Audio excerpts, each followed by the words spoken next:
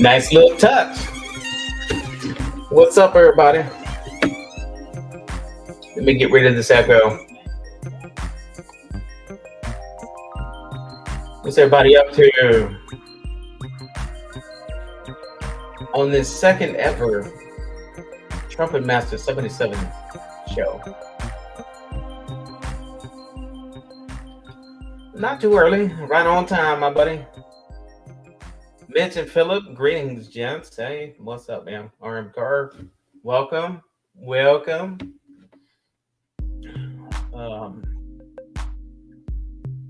Man, I did a hell of a cook today. I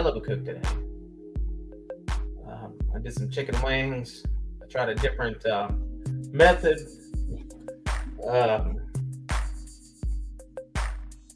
Hang tight, I'll talk about that here in a minute. See, the dog father jumped on live at the same time. Well, I already had mine scheduled. Otherwise, I'd jump on his. So I'm just going to do mine. Welcome, Sport Freak 97 Jeff. Hello, sir. I haven't seen that name before, but welcome. Welcome to the channel. We're just going to chit chat, talk about some different things.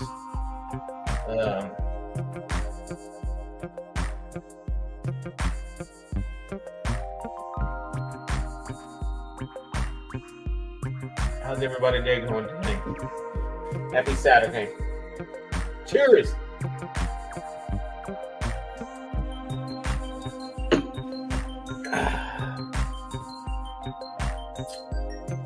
I see Steven, the man, the best moderator in the game. Mr. Steven, welcome, sir. I appreciate you jumping on the chat here.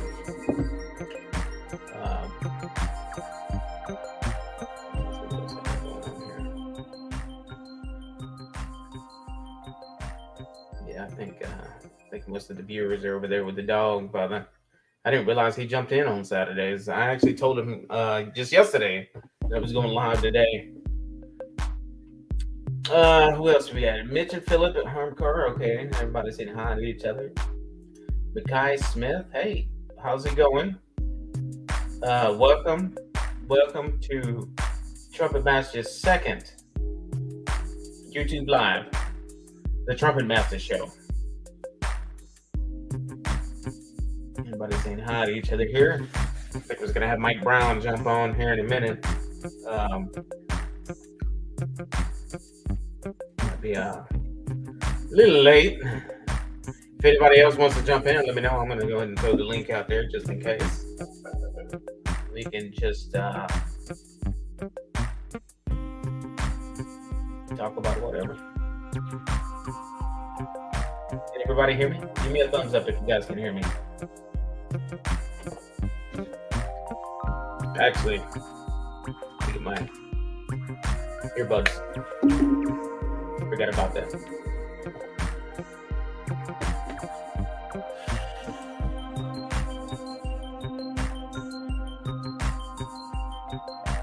Yeah, that's kind of what I'm thinking. Steven, can you guys hear me? Can you guys hear me okay?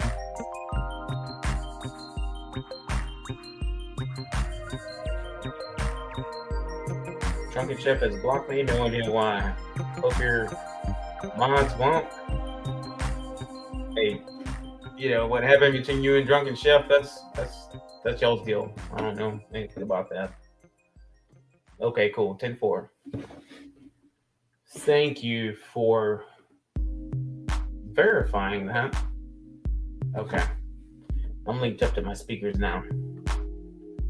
Yeah, okay. Welcome, Chris. What's up, bud?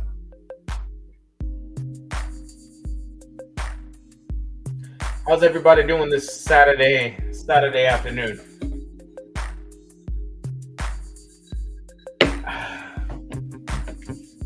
Anybody do any special cooks? Anything different? S&J. SJ cooks up in here? Oh, Stephen and Jacqueline. Silly me. My brother Smiling Swine. What's up, bud? How's it going? I'm about to do a crazy cook with the rubs, my friend.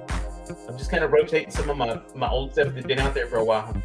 Trying to run that stuff through, make sure it didn't get too old, and get it out. You know what I'm saying? I've been using a lot of that Fiesta brand seasoning here lately. Really good stuff. Just really old stuff. I don't want it to get too old enough to where I have to throw it in the trash or anything like that. You know, it's very respectable rubs, very good flavor profiles. They've got some very good things going on over there. But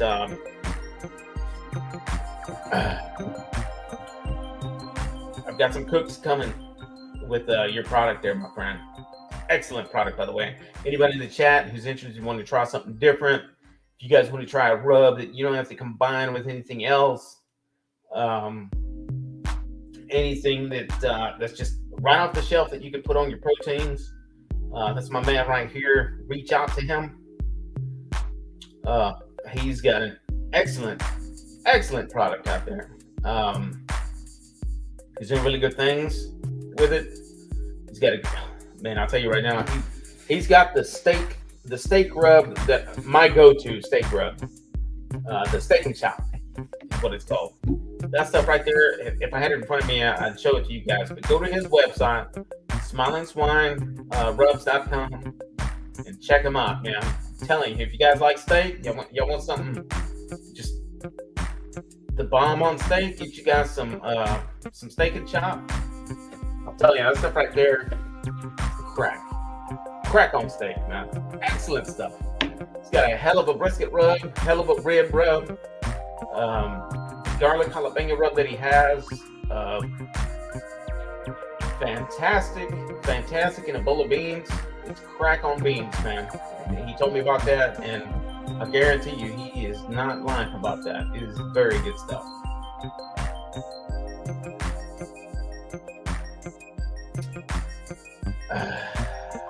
Thumbs up. Yes, sir. Guy Smith currently eating a pot of noodles at midnight. Where are you from? Where are you?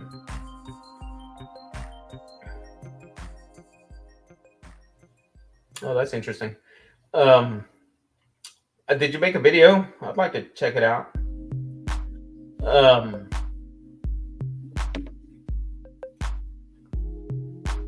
There's a couple of things that I haven't done on my cookers. One of them is the pizza, frozen pizza. Wanted to get a couple of frozen pizzas and throw out there in my cookers and see which one does better. I think the bullseye is probably going to do the best thing because it's the same shape as a pizza. It's just a circle. Sphere, really. You know, you just comfortably place a pizza in it, frozen pizza, and just, you know, cook it nice and hot and fast. And I got to do a pizza night here. That's what I got to do. I got to do a pizza night. I got to get some friends over here. I got to get some toppings, maybe some crust, maybe some different spices, and just have everybody kind of do a pizza. I think that'd be a fun video to kind of put together.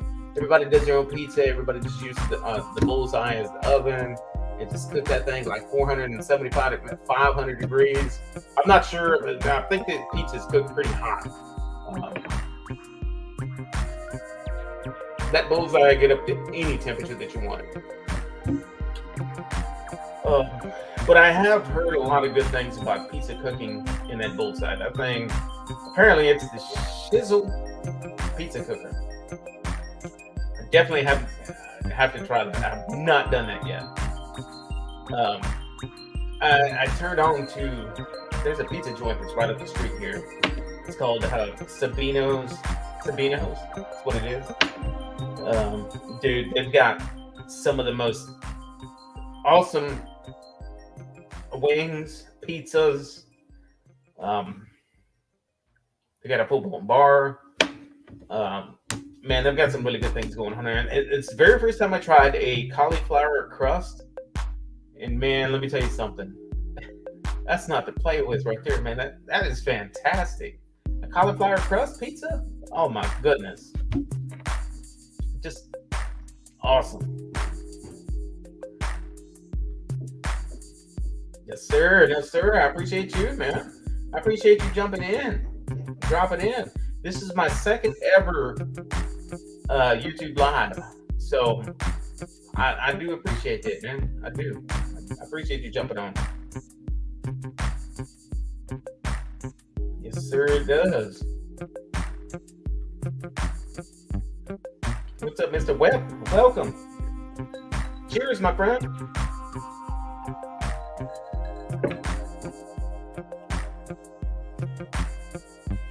Yeah, if that's a fresh batch, man, you guys need to go to his website and order you guys some. That stuff right there is just fantastic on a lot of things. I would, that stuff right there would probably be great on wings. I haven't tried it on wings, and I did wings today. And man, let me tell you, those wings I made today were just, fantastic, man. I'm telling you, fantastic. Those of you that follow me on Instagram, you guys probably saw the wings that I was posting. That's what I did today. They were great, man.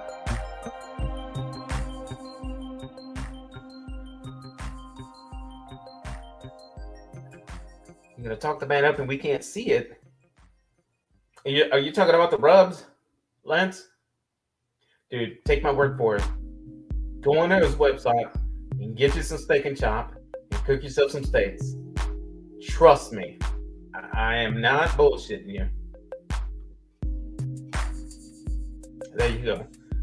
Best man in the business right there. Steven threw the link up there for you guys. Oh, okay. Right on. Welcome from the UK. Mackay Smith, your last name wouldn't happen to be Martinez now, would it?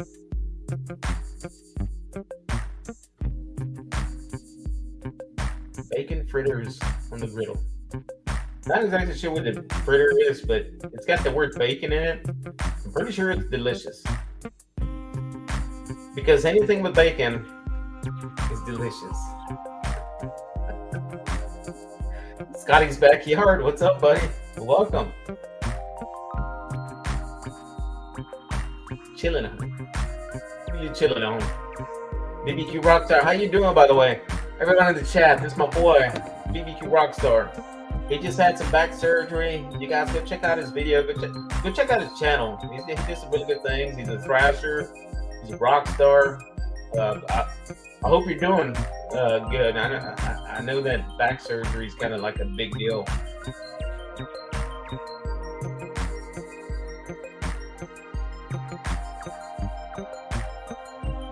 Everybody saying hi to each other here. I appreciate that very much, my friend, Chris. Thank you for that. I really do. I appreciate that, my friend. That's awesome, man. That sounds like a good time. Man, it's nothing. The only thing better than a fire is drinking a cold beer around a fire or some whiskey.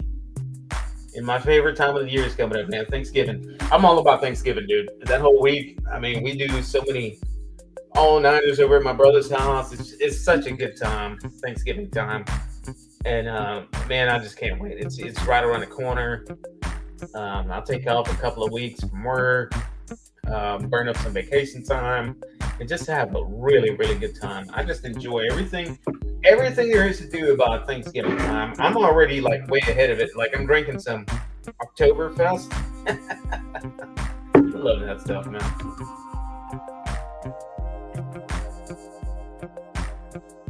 Sleep young, I think Scotty. You. There's my boy Daniel. Cheers, my friend. Salute. I appreciate you jumping on, my friend. We had a really good time last night. On my Instagram.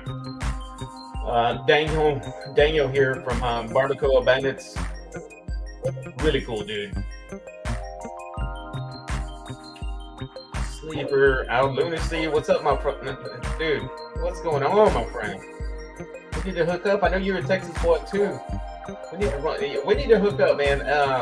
Daniel, Lunacy, Rick's from BBQ Specialties. We all need to get together somewhere and just kind of, get down, maybe throw back some beers.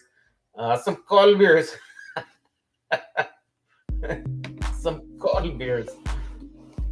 Yeah, that's right, man. That garlic jalapeno. Oh my goodness. Wait, who's this? Mitchell. Okay, right on. Appreciate you, Steven, throwing that link up there.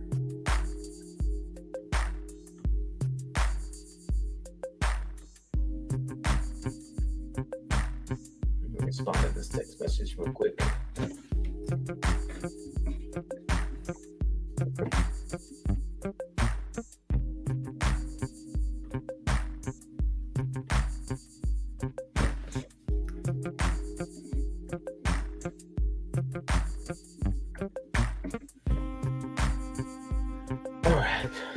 Let's see what else we got here. I love that. Yeah, dude, that stuff, dude. I'm telling you, man. Dude, I remember, like, I love using it on ribeyes. And I made some chili last year, probably. Was it? I don't know if it was like November time, November-ish. Made a big old pot of chili, but I threw some. I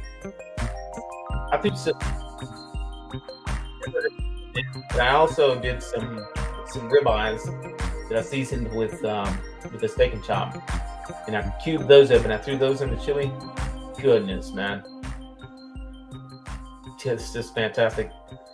I did it. If you guys go back and look at my old videos, there's a video out there that I did for a couple of prime briskets. One of them was his steak and chop rub, and the other one was his brisket rub. They were both fantastic briskets. So I put his rubs to the test. There's Mr. Al Lunacy. Tom. Oh, is Tom up in here? There he is. What's up, buddy? Welcome. Live. He's live from Las Vegas, man. I'll make it up there one day. I've got family up there, so when I do come up there to visit, I'm gonna reach out to you and come say hi. Oh, Garby.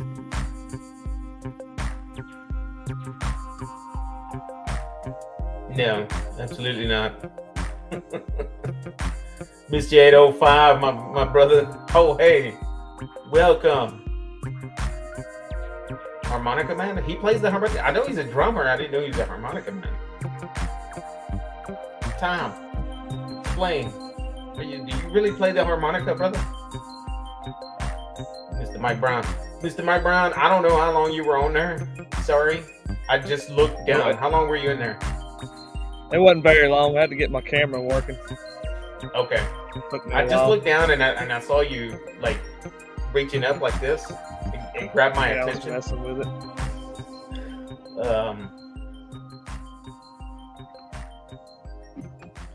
No, actually no. We were both Daniel. We were both on those Canadian girls live yesterday. And I mentioned to everybody on that chat that I was going live today between 6 and 7 to come, for everybody to stop by. And Alton actually reached out and said, "Hey, brother, I'll be there." I was like, "Okay, cool." And then it was 7 minutes until my thing launched, and I noticed that his live, he went live. And so if you go to his live and you scroll all the way to the very top, I actually told him, I say, "Bruh, I'm about to go live." I was about to go live. I don't know if you forgot or not, or what, but I'm not competing for anything. I'm just committing to my Saturday between 6 and 7 live. That's all I'm doing. Oh hey, let's see what. Yeah, that's what that's about. Running through this chat here, guys. 805. Oh hey, did you do anything crazy lately, man? Any crazy cooks? Here's the Rockstars link with the BPR. Fill me in. I'm not sure what the BPR is.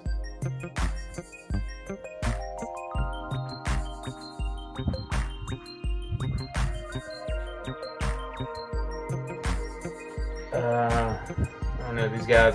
You guys are talking amongst yourselves for sure. A good old Texas meetup. Yeah, that'd be a good time, man. It really would be. Oh my goodness, I'm falling way behind here, guys. Try to catch up here a little bit. You're getting popular. Scotch bonnet peppers. No, actually, I wouldn't even know where to get those. I don't think they have those at HEB, do they? Scotch bonnet peppers. Yeah. There you are, right there. You must have been in there for a minute. No, it wasn't that long. Okay. For some reason, my webcam wouldn't work. Sure, bro. Yeah, Tom. I don't know if you're still in this chat because I'm trying to catch up to it, but those chops, man, those chops had game.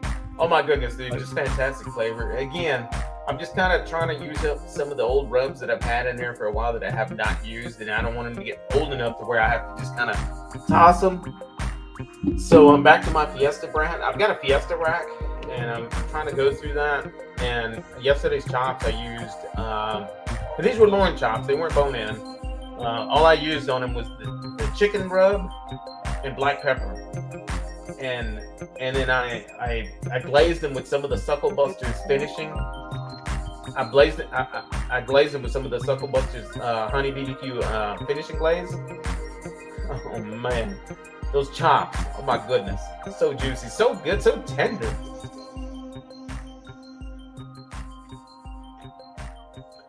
It'd be cool to host everyone from out of state to come hang on one of those in Texas. Yeah, that'd be a good time.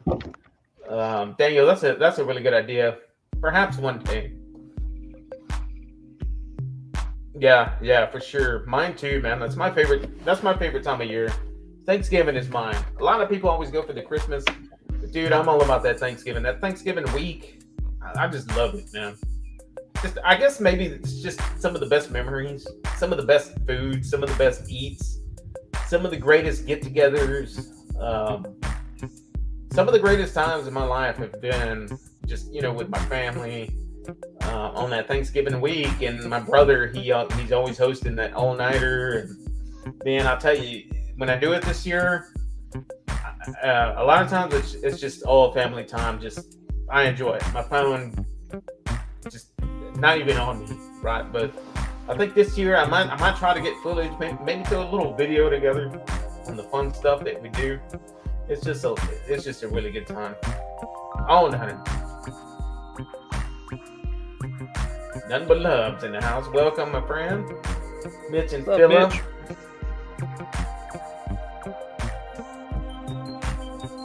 Mr. Keenan, in the smoke with Keenan. Brother Keenan, he shows a lot of support in my videos, man. I appreciate you reaching out. Keenan, I don't know if you're still in the chat because I'm still trying to catch up with it.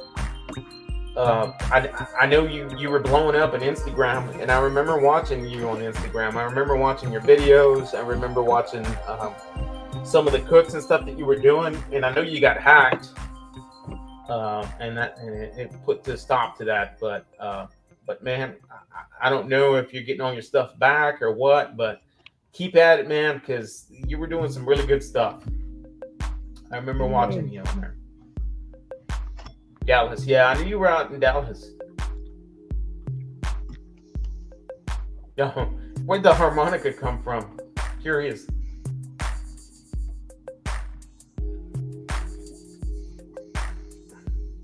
What we got here? Number love. Please help find out why Drunken Chef or both of his mods has blocked me and get me unblocked. Well, Mackay Smith, all I can say is if he blocked you, evidently there's something about you that he didn't like. So it's okay. There's plenty of other YouTube people. Hey, I'm here. That's all I can say about that. I wouldn't waste any energy on it. Yeah, I appreciate that. Look at this, man. Look at this haircut. Just so crisp and clean all the way around. Welcome, Chica. Nothing but love. All right, I guess. All right, go for it. My next healthy cook. During the week, I like to try to eat healthy Monday through Friday. It's not all the time craziness, BBQ, stacked, a mile high. That shit'll kill you. I mean, let's get real, guys.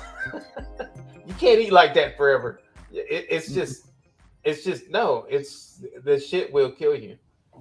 That's why I'm fat. So during the week, like, you guys, honestly, I may not look like it, but I normally eat a salad, just a tiny little salad from HEB for lunch during the week, and then for breakfast, I might eat like a little Jimmy Dean's breakfast cup that I microwave, and then right around 10, I'll eat like a banana, and then at lunchtime, which is like 11:30 or 12, I'll eat my little tiny salad, and then I might snack on some beef jerky, a couple of pieces of beef jerky throughout, and then when I get home, I'll just eat, a healthy dinner for the most part. It's the weekends that I'll BBQ, and I know it looks like you guys, from your point of view, it looks like that's all we do is eat BBQ, but that's none of my house. I mean, not in my house. Because again, that shit will kill you, and I'm trying to live a long time, guys. I'm trying to provide good entertainment for you guys for many, many, many years to come. And I can't be eating BBQ like that all the time because I'll check out quick,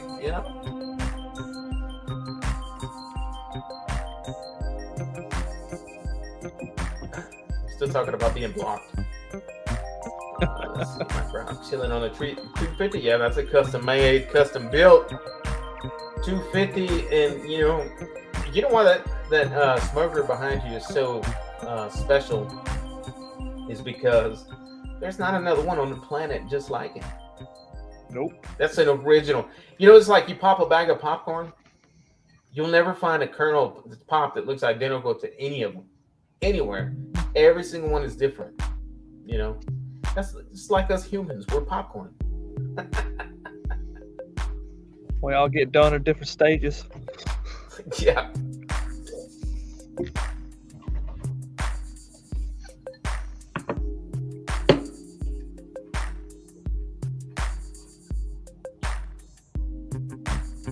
Oh, yeah, I don't know what's going on your side of the world, but on my side of the planet, it's nothing but love.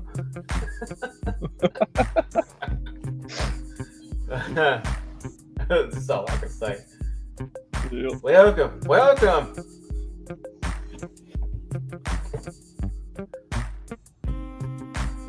McDonald's. Keenan pissed off at McDonald's. Steven Johnson. Let's see. Hello, Keenan. Hello. Oh man, sleeper. Okay, everybody's saying hi. Oh yeah, I'm pretty cool. I've been told that a time or two. Appreciate the kissy emoji.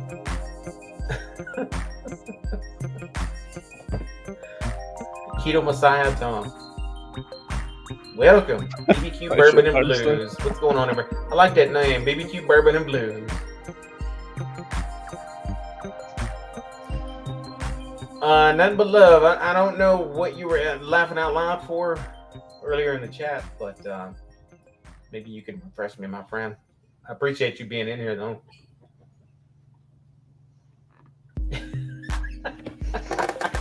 Dude, speaking of popcorn, I saw the craziest shit.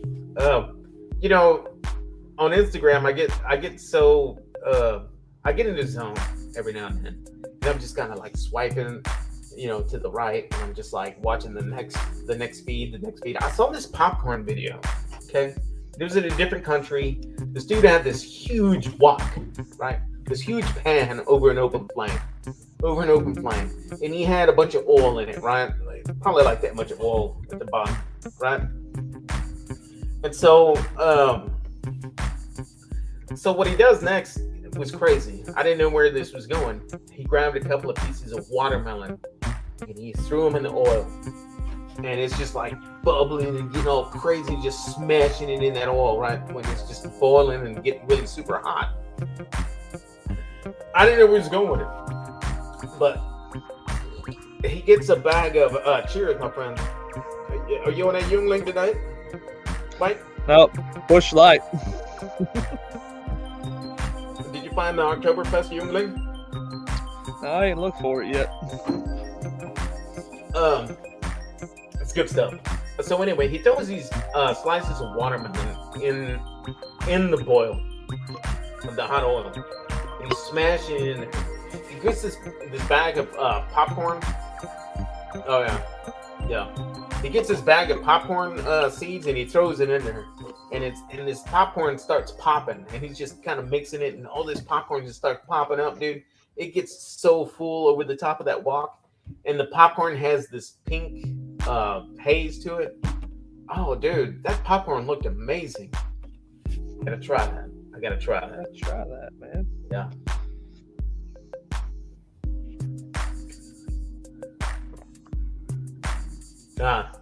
There you go.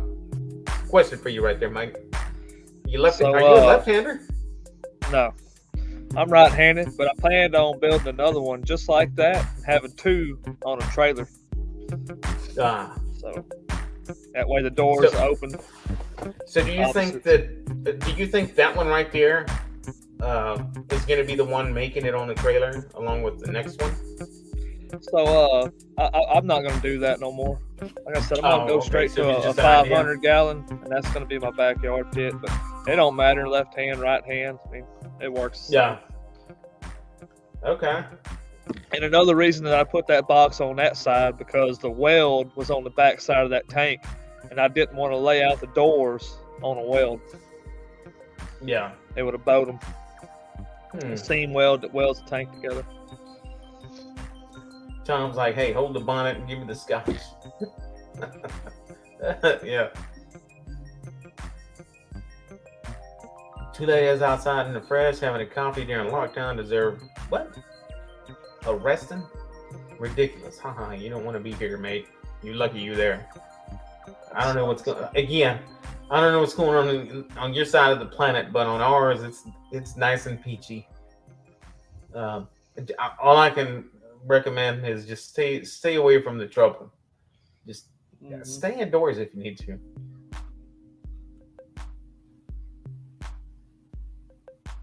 Okay, let's see where you're at. I was thinking, oh yeah, Keenan, you saw that, right? Dude, that looked, but didn't it look delicious? Didn't it look like something like you gotta try? It's like, man, like watermelon and popcorn. I mean, come on, man. I'm a beer guy, kind of, especially in the summer. Yeah. Rick, what's up, brother? You want to jump in? Rick? You got a pork loin lined up and using Allegro Tennessee whiskey, marinade, and Kinder's brown sugar rub. That sounds delicious, man.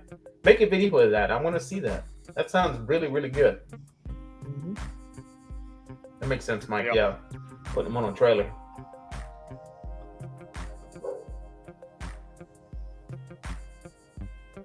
Well, hell yeah.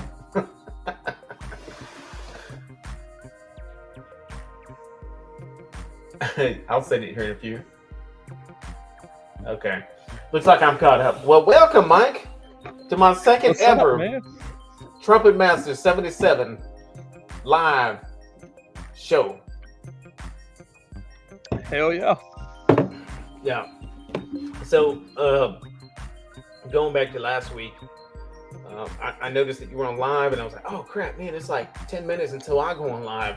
How can I reach out? I should have reached out to you on Instagram. I was like, hey man, I had my live scheduled. I'm not going to be able to jump in. And, I think you froze. There was no turning back at that point. I had to commit. I had to jump on. So I only did it because I had to work late Friday, and I had so much stuff going on. That was the only time I could jump on there. So really, I rained on your parade, but I totally forgot that you were going live at 6 o'clock. No, it's all good. Because I got a hold of Mike with Triple B, and he said he wasn't going to go live. So I said, all right, I'll go live. Then I totally forgot about yours. Yeah, it we get so busy, and the busyness of life kind of catches up with us, and it was like, man, what's going on? It's just I've like, been working a lot here lately. yeah, no, and that's a good thing. But to what point?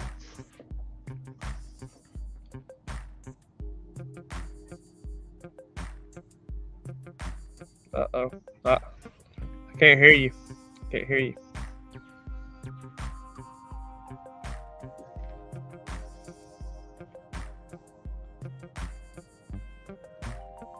If you can hear me, all I hear is the music. I don't hear your voice. Hear me now? Yeah, I hear you now. Okay. I don't know what happened. So, yeah, I forgot what it was saying. Talking about being busy with life. Yeah, the busyness of life kind of catches up with us, and it's just like, you kind of forget like what was scheduled, what was planned. If it wasn't for smartwatches, smartphones, we'd lose our shit. We're Most definitely. the only thing that these smart devices are doing for us is making us go still. No, You I'm can't hear just me? saying, helping us remember. Yeah, I hear you. No, I was gonna say the only thing that they're good for is they're making us work faster. They're making us live a lot faster. Like, it's a faster pace. You know what I mean? Like, it's making your day completely like fast forward. That's all I can say about that. That's kind of how I feel that these smart devices are kind of manipulating you and controlling you, and just speeding up the pace of life. But I was thinking about it the other day, the time before I ever had a cell phone. It was nice. Yeah. Those were good times. Those were good times. And honestly, Mike, if I'm mowing my grass, for instance, like, I have to have these in. I have to have my phone in my pocket. I have to have this in. Yep. It's like, we're dependent on all this shit. It's like, if wifey's birthday's coming up, I'm not gonna know unless I have this on. Yep. I mean, it's just like I forgot my phone here one day. I went to work last week and forgot my phone one day, and I felt naked without my phone. Yeah. Did you turn around and get it? Felt naked. Dude, I forgot my watch. I was almost all the way down there before I realized. Yeah, like, I forgot my watch one time before, and it was like down the road. I turned around to come and get it. Like, I turned around, like, I couldn't be without it. It was weird. You get so used to it, man. These things are just controlling you. Drive to work. Yeah, I got an hour and 15-minute drive to work, and I done got all the way there. I wasn't about to turn around and come back, so I just did without it. Yeah. That's all I got to say about that. Ricky, you want to jump on? Oh, I think I was going to throw this link out here. Hold on. Put this out there. There's a link, guys. If anybody wants to jump on. Ricksta. Yeah, that's very true. I mean, if you think about it, in short, 10 years ago, you had to go to the bank to deposit a check. You had to go to your insurance company to pay your insurance payment. You had to go to your utility company to make that payment, for your electric bill. If not, you were mailing a hard copy check to that company. Everything's just in the power of in the palm of your hand now. All your bills get paid just like, oh, okay, let me do this. It's making us lazy, It really is. It's crazy. Yep. How'd that pizza turn out?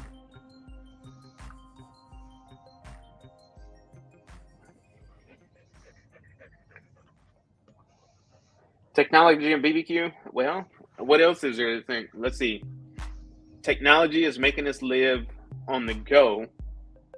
So I'm not hating technology. Like, I love technology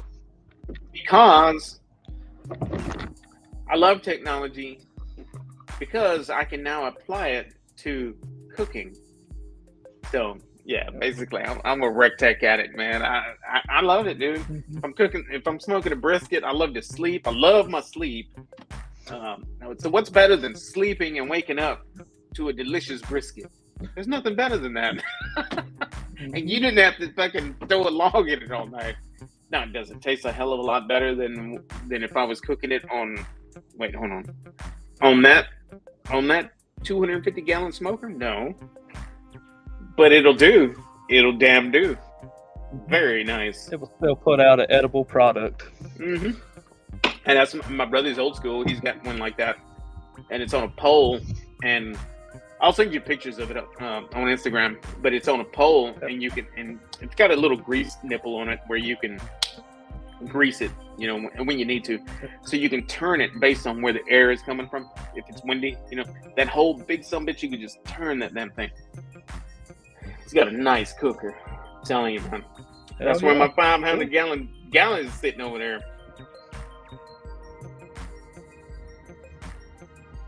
Add nothing but love. Add Trumpetmaster. I'm not going to be taking my smart more now on September, as all phone providers will be putting some kind of tracking device on, by the way. Well, that's the whole thing. Those tracking devices are already on there. It's not a device; it's an app. Like if you like Candy Crusher, for example, when you fast forward and click OK to all those, what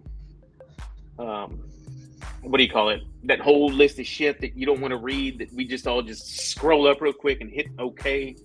That's already tracking you. Terms and conditions. Yeah, exactly. Yep, terms and conditions. Now we're all being tracked. I don't have an issue with that.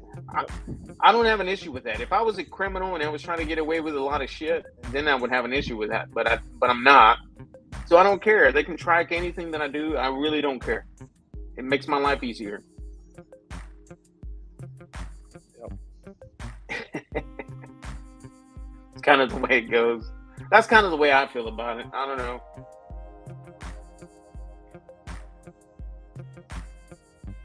Yeah, Keenan. I highly recommend it, my friend. That rec tech's badass. Yeah, Lunacy's in the backstage. I see you, my friend. Coming on. What's up, my friend? Hey, how's it going? What's up, dude? Good. How you guys doing? Cheers. What is that? What are you drinking? Is that a Corona? No, this is Blue Moon Light Sky Tropical Wheat. It's the pineapple orange peel. Oh, nice. Yeah. It's really smooth. Really smooth. Yeah, I can't just stay with one beer. I'm always switch hitting. So, based on some of the messages and chats that I've seen recently on you, I gather that you're in the San Antonio area. Is that correct? No, actually. Oh, wow. Yeah, I'm in McAllen, Texas area. Okay, so you're right. Yeah, I'm right by the border. Right by the border. Right on. Now, the only reason I mentioned that is because I knew that you had gone to Rick's workplace recently, and I remember seeing a comment, or maybe he said something on one of his Monday Night Lives where it was like, "Hey, man, it was a pleasure to meet you on that day," or maybe you were just driving through. But hey, man, we're here. Hey, man, it's awesome that you started this stuff. It brings the barbecue community a lot closer, and I think that these are the true, people that get in the chat. They're going to be the true supporters that are always going to, watch what you're bringing out. And I mean, It's definitely with me and you guys. I'm always following what you guys are putting out. Yeah, and I'm all about that. I just think that it's a whole breath of fresh air. We've all been, gravitated to these bigger channels that always have the secret recipe for the perfect Texas style brisket. You know, Definitely. you know, and the thing that makes BBQ special for me is this.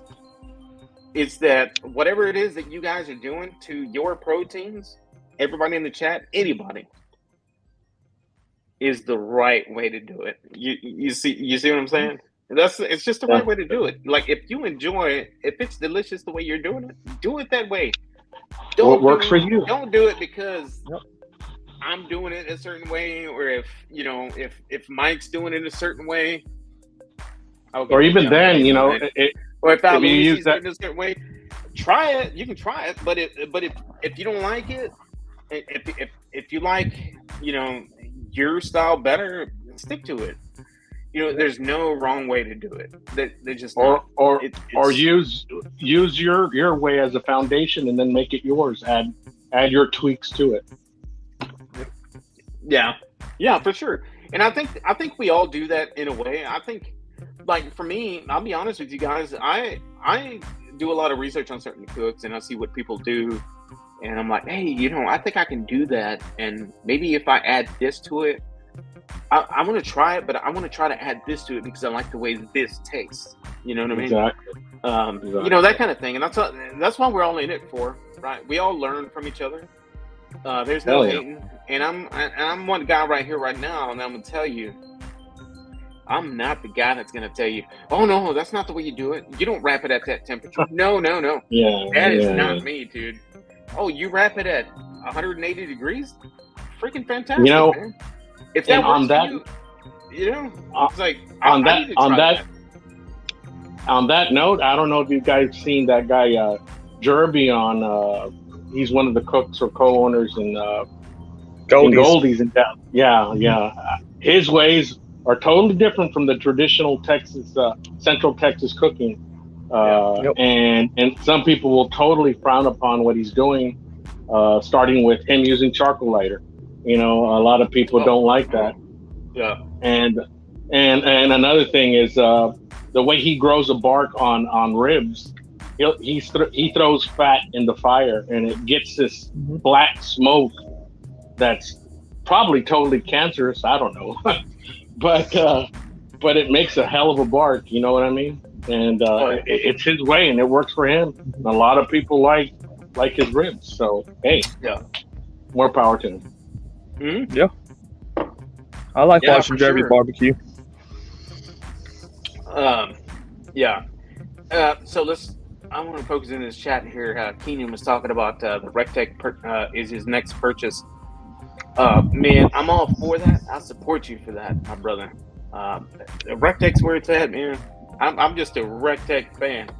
Now, again, with that being said, all pellet cookers out there do a fantastic job. They all do. The Pit Boss stepped up the game. The GMGs are fabulous, man. They've got all these attachments, pizza ovens, and rotisseries that you can attach to it. I really want to get my hands on one of these giveaways that Rick's doing, on these GMGs. I think those are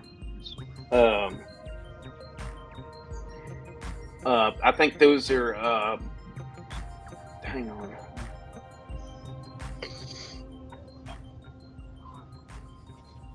Trying to figure out how to show you guys names on here. You got to take the comments off. Is that what I got to do? Yep. You got to take the comments off, and it'll show our names. But then when you pull comments up, our names will go away. I thought it was showing y'all's. I thought it was showing you guys' names last time. It will if you take comments off.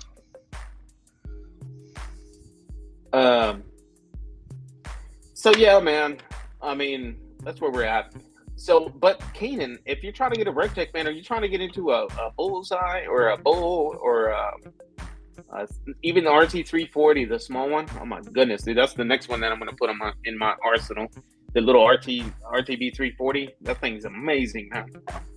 Is that a portable? Great, man. Is that a portable there, Trumpet? Yeah, it is. It kind of folds down, and you can take it with you. The legs kind of. One thing I can say about RecTech is they got the best customer service out of anybody too. It is. Customer Like, you can service call is them badass. right now, and there's somebody after hours that will answer a phone. And they Yep. will ask you, hey, what's going on, man? And say, for instance, Trump. they don't answer, they're going to call you within 15 They'll call you minutes. back. They are Yep. going to call you back. They're the Hey, real Trumpet, deal. I know you have a RecTech, but and I don't have a pellet smoker, and I want to buy one. But Mike, do you have a pellet smoker? Yeah, I've got You do? a RecTech Bull, and then I built one that burns sticks and pellets. Wow. Yeah. I got a gravity. I got a gravity smoker, but I don't have a pellet smoker yet. I have I've 3 looked at pellet them. smokers. 2 of those are RecTechs. One of them was the LG Louisiana Grill. In my opinion, RecTech's the best. It's got the best controller. It's made out of stainless. It's built good. And It looks sharp. Kick ass. Looks sharp as hell. Looks sharp as hell. Hey, Daniel from Barber Bandits brings up a good point. You're in Arnie, Texas, neck of the woods. Do you know Arnie, Texas, by any chance? Actually, I went to Arnie. Yeah, I do. I went to Arnie's presentation on GMG last Saturday, and I tried some of his fajitas with his WOW rub and his OG rub. What'd you think about it? Really good, man. Yeah. My only turn off, and I don't know if RecTech is the same. My only turn off with pellet smokers, besides a few that I've seen that don't apply, is you have to take out the whole grill, and then there's a plate on the bottom to clean the ash. Yep. Is that the same thing with RecTech? Yeah, just about every pellet grill's like that. You got to take the internals out, clean the fire. There's a few that don't do that. There's actually a chute on the side, and you're able to clean the ash off the side, like Lone Star Grills. Yeah, or like there's one that has, I think it's the I can't remember which one it was, but it's like you can pull the ashtray out of the fire pot. I think the Weber Smoke Fire's got that ashtray too, I believe. Oh, is that right? I think so. I'm into Weber. Yeah, that's my only gripe with some of the pellet smokers that I've seen, and I'm looking for one where I'm going to be able to clean it real quick because yeah, they are a pain in the ass to clean. Out of all 3 pellet smokers that I have, I think I personally think that the Bullseye is the easiest one to clean out. I mean, it's just after 3 or 4 cooks, I'll just move the grill grate out the way, move the deflector out the way, and there's the fire pot right there. It's very shallow, very easy to use, very easy to clean. I mean, that thing's awesome. I really enjoy it. I like that cooker a lot. Awesome. Yeah, highly recommended. Oh yeah.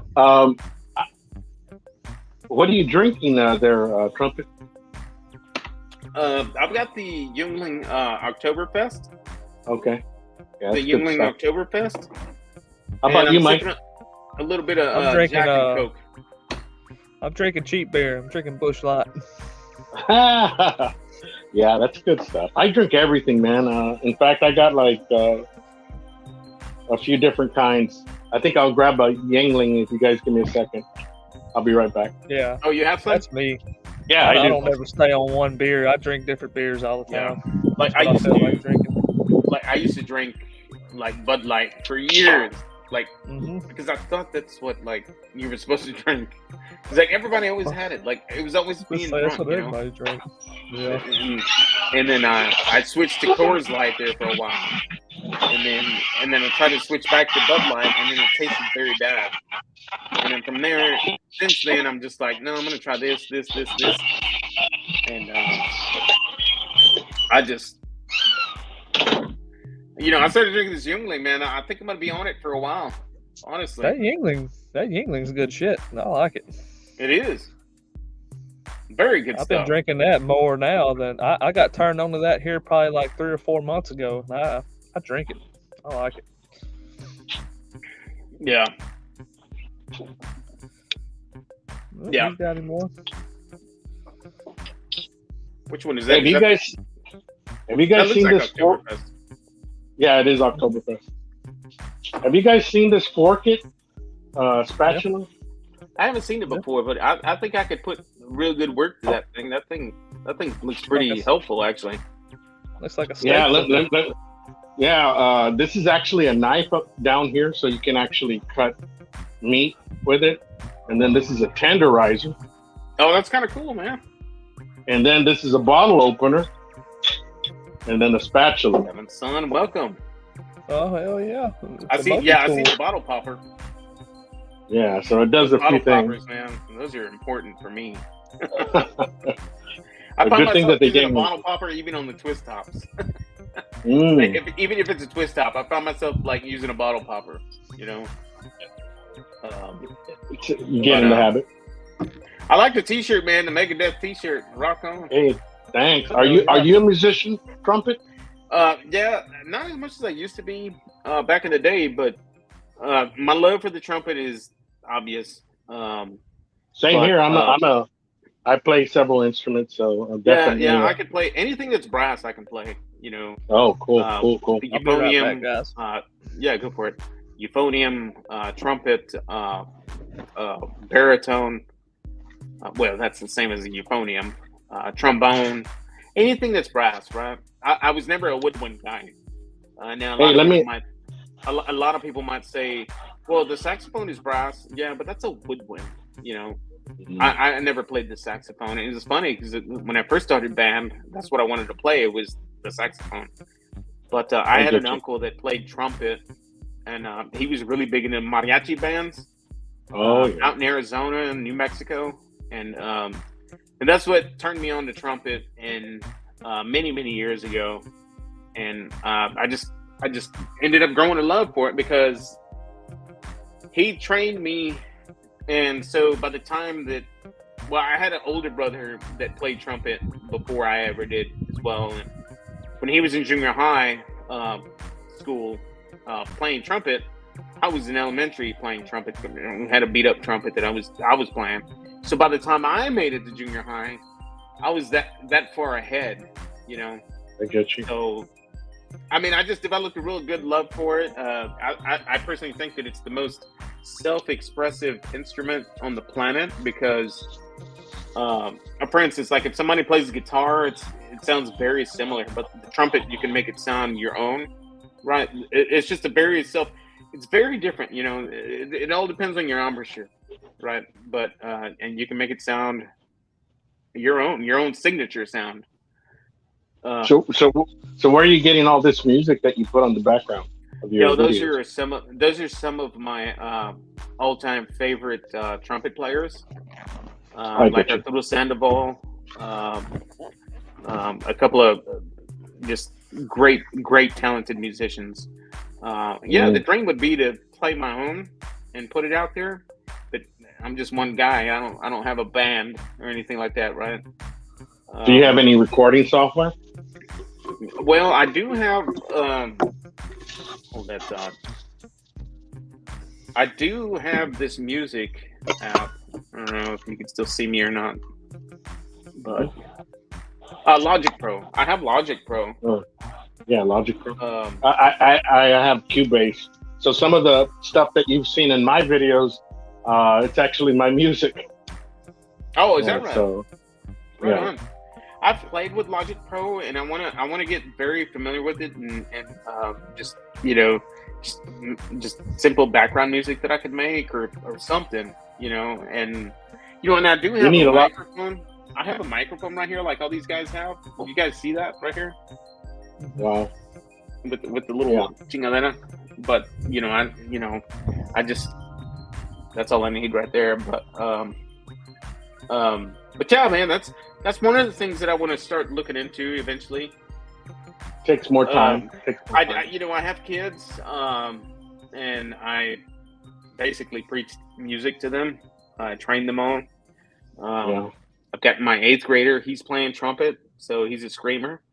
My older 2 boys played euphonium. I just moved my 18-year-old up to Montana for college, and he's playing there, euphonium. He's trying out for an orchestra up there, and he's also doing the marching up there. He's awesome. A very talented musician. He's going to be doing some really, really good things. His senior year in high school, he was 5th in the state of Texas. So he was the 5th, in the state of Texas, and he kills it. He's my oldest son, who's in the Army. He also played euphonium, and he wanted to play trumpet, but at the time, his upper teeth would stick out quite a bit, so it just wasn't a good instrument for him to play. My old band teacher in 6th grade, who still teaches music, happened to be his teacher too. So it was crazy. Wow. And she recommended him going into baritone or sousaphone or something like that, where the mouthpiece is a lot bigger and you can just pretty much just not worry about your embouchure. You can just blow your lips in it just like this, instead of having them real tight like this, And so he learned it, and he's just, that son is, I tell people he's the classic underachiever. No, he's an excellent, talented musician. Like a lot of us would have to practice hours on end day, to sound good. But he can just get a piece and rip it like nobody's business. He can just. Some people are naturals. He's so talented, so talented. And, some people are naturals, man. Yeah, but he ended up going to the Army. So he's been up there. Very much looking forward to seeing my boy again here. He should be back in the first week of October, I think, or the end of September. That's not for sure yet. We're just kind of waiting on the date. How many kids you got there, Trumpet? I have 4. I have 3 sons and a daughter. But I always tell people I have 4 boys because she was the toughest one out of all 3. Out of all, Oh wow. But, yeah, so she's doing her cosmetology thing. So it was boy, girl, boy, boy is what it was. Cool. And the older 3 are at a high school already doing their thing, but I still have an 8th grader in the house. I get you. Yeah. And for those of you in the chat, if you guys don't have any kids yet, or if you do have kids, I think you'll agree with me that as soon as you have kids, time goes into fast forward mode. It's just it goes into ludicrous speed from Spaceballs.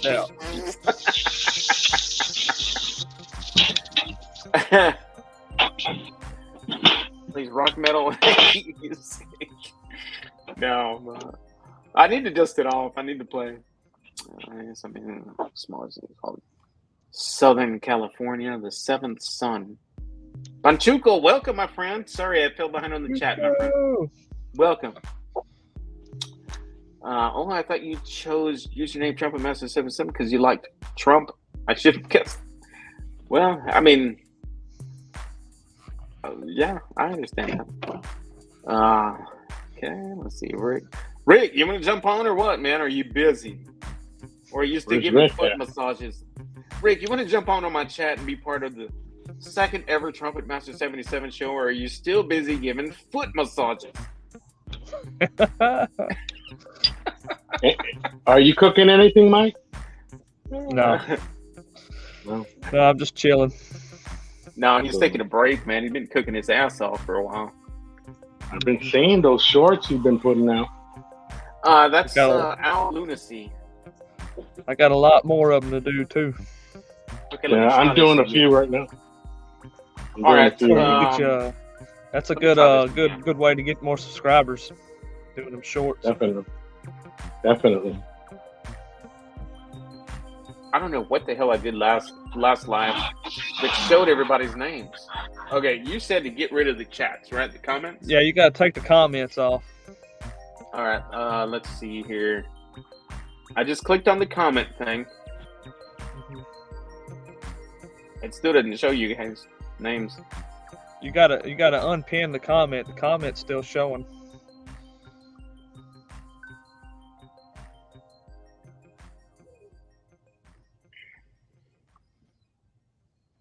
Oh, wait a minute. I think I know what you're talking about. Mm-hmm. Okay. Hide current comment. There we There go. it is. That's who we have in the house, guys. If you guys want to follow our lunacy, he's a straight cool cat. Yep, he's got some good content. Yeah, he does. Thank you, guys. There's another guy that I just love watching this guy, man. I don't know why. Oh crap! What is this dude's thing here? Hang on, it's killing me. I gotta look it up. He was commenting on my stuff earlier today.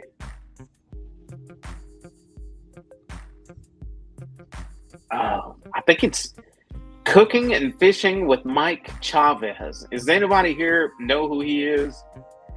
Dude, he's just a fantastic dude to watch, man. The stuff that he does. Check him out. Yeah, Cooking and Fishing with Mike Chavez. You guys tell him that I sent you if y'all find him. And let me see here. Where was I in the chat, man?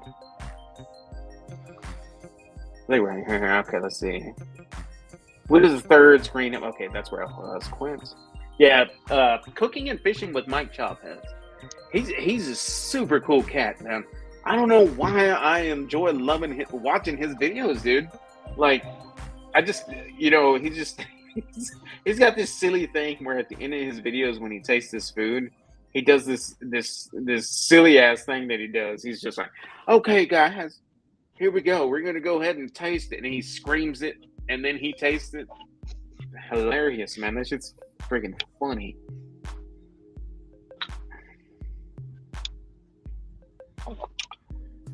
Oh, yeah. Thank you for that, Mackay. I'm a vampire since '83. What's that, man? I said I just give him a sub. We'll check him out later. Mm-hmm. Super cool cat. Definitely check him out. What part of the country he's in? I thought he was a Texan, but I think he's in North Carolina. Honestly, I think. But it's the funniest thing because it's like, it's obvious he's a Mexican, right? But he's just like super, super redneck. It's just hilarious to me, and I love the guy, man, because he's real, right? He is who he is, and I just love watching his videos, man. He's a super cool cat. Secret BBQ ID dropped in link, but I'm kind of mod. Oh, Rickster, hang tight, man. That's all you had to say. Give him a wrench.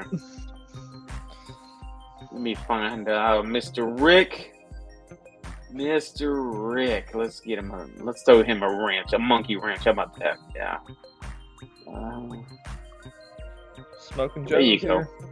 There you go, brother. You got the wrench now. It's Clint. There's Trumpetmaster. Yeah, that's very true. Because I'm a vampire and my age doesn't show. You really 64? Around me is getting old. Huh?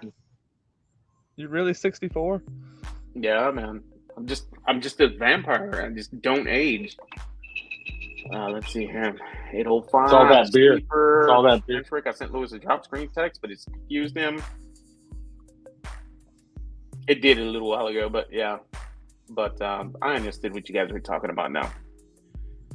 Remember, guys, this is my second ever live. This is my second one ever. All right, yeah, George Lance, 805. Pinche Rick, what'd you do? Damn, Rickster.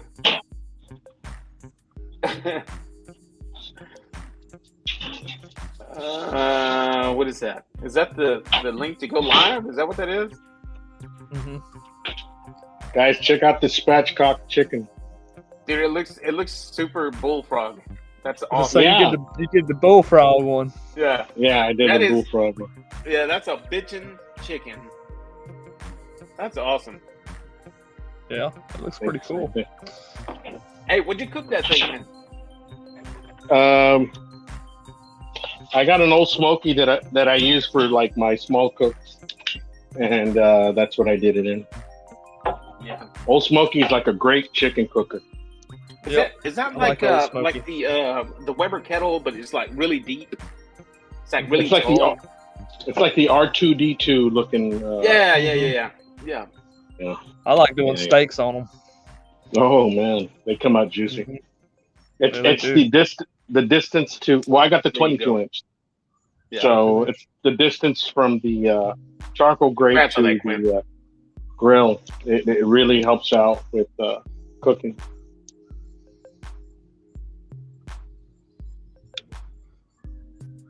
Let me just take it inside real quick.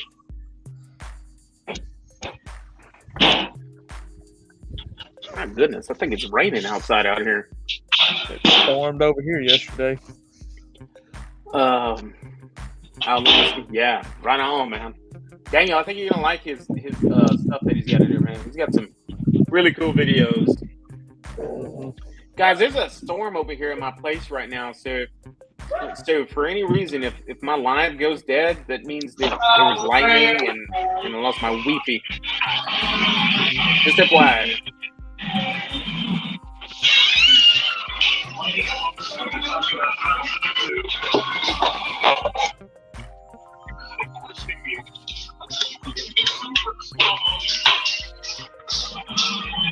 My neck does my neck make me look old? What's going on? Oh man!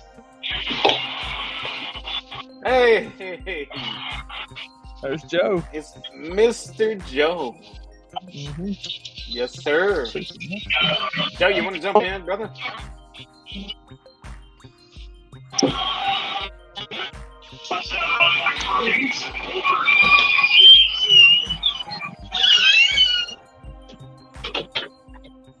I should be looking for a video of him full body another day, not just neck. See what I can see. I mean, I can get shirtless if you guys really need me to get shirtless. That'll get you some views. But it can. I'm a little carved up today, but I can still go shirtless and look pretty fly.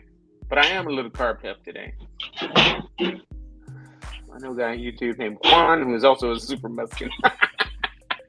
Hey, Juan. so this brings up a good point, guys. So listen up.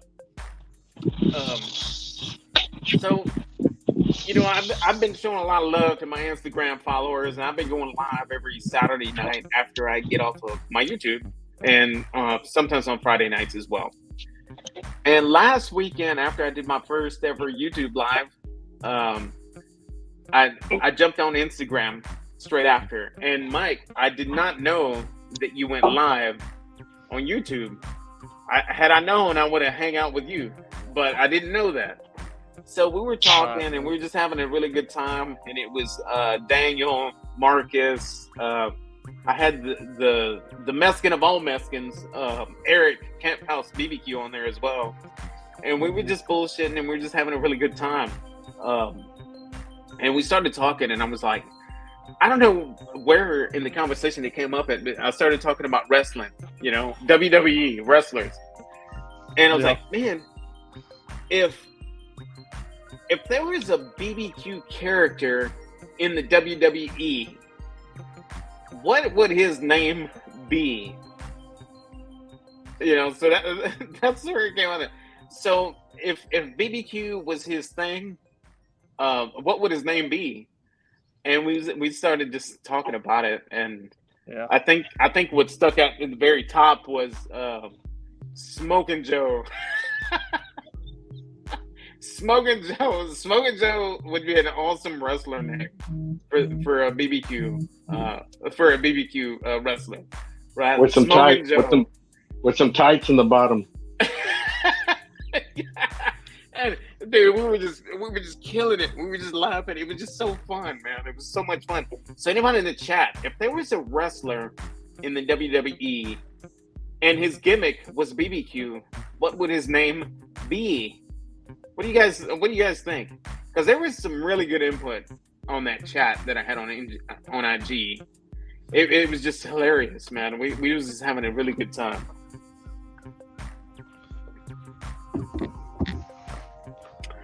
Daniel, so you know a guy named Juan who's also a super Mexican. What do you call two Mexicans playing basketball? Anybody? Juan on Juan.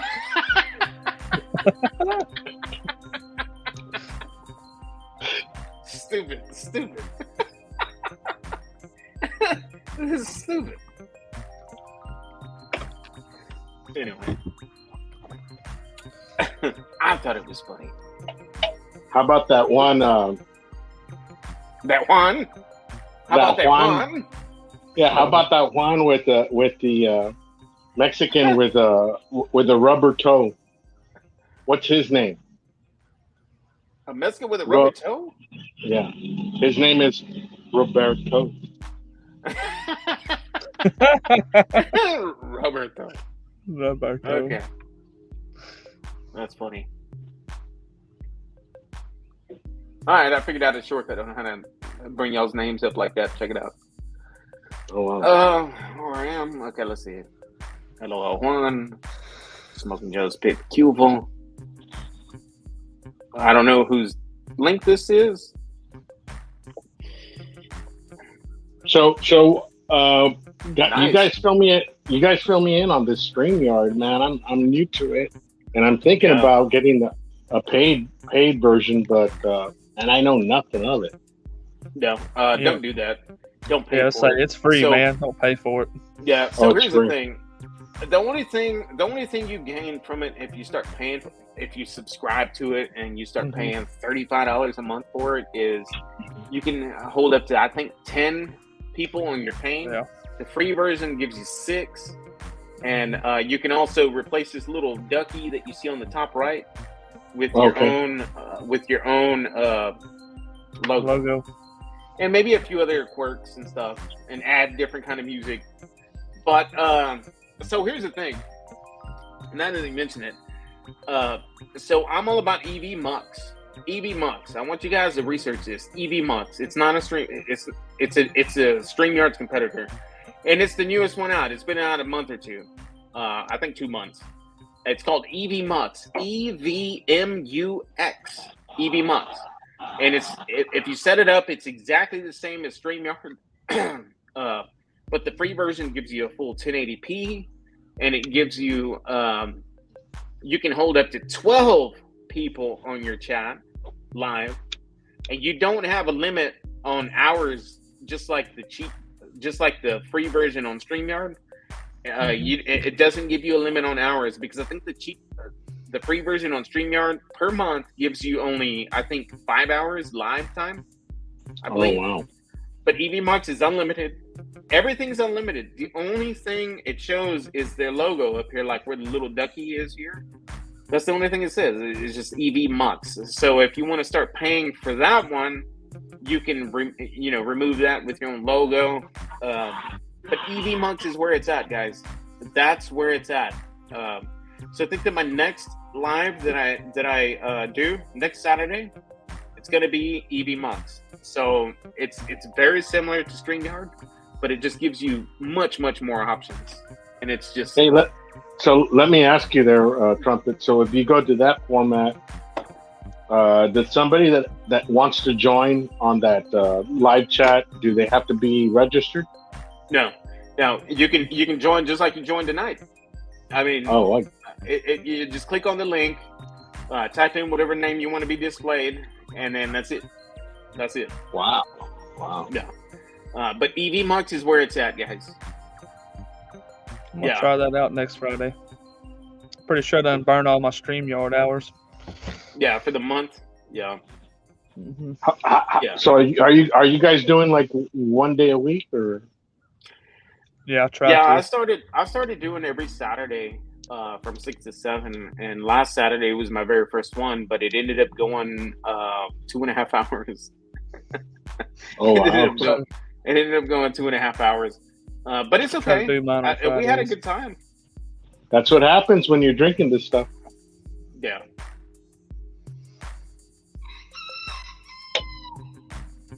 Oh shit! Somebody has a rooster. That's me. I got a lot of them. They back there crowing. That's an awesome setup you got there, Mike. I mean, that field you got in the back. I wish I had that much acres. Yeah, I got 10 acres. Awesome. Oh, here we go. Here's the first wrestling BBQ name. Keenan is saying that his wrestler name would be Franklin's Brisket Bandit.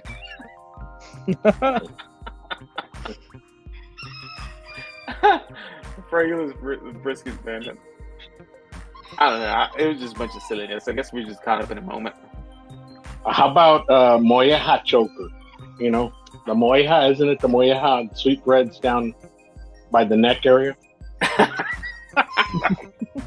I don't know. I've got quite a bit of that, man. I've got quite a bit of that. And I'll tell you what, man. So when it comes to that, I know, like, my body tells me when it's time to lose a few pounds, because I'll be driving, right, and then I'll be taking a turn, and when this shit right here goes this way, you know, this goes this way. That's when I gotta cut the carbs out for a minute, for a couple of weeks, you know. So, I'm there again. Who's gonna do a molleja video, man? Somebody has to do it. I love molleja. Smoking Joe has a video or two on his channel on those. Oh, really? Yeah. Cool. Yeah, he cooks them down pretty hard. Awesome. I don't know anything about dating sites, guys. Sorry. Yeah, no. Appreciate that, nothing but love. Appreciate that, for real.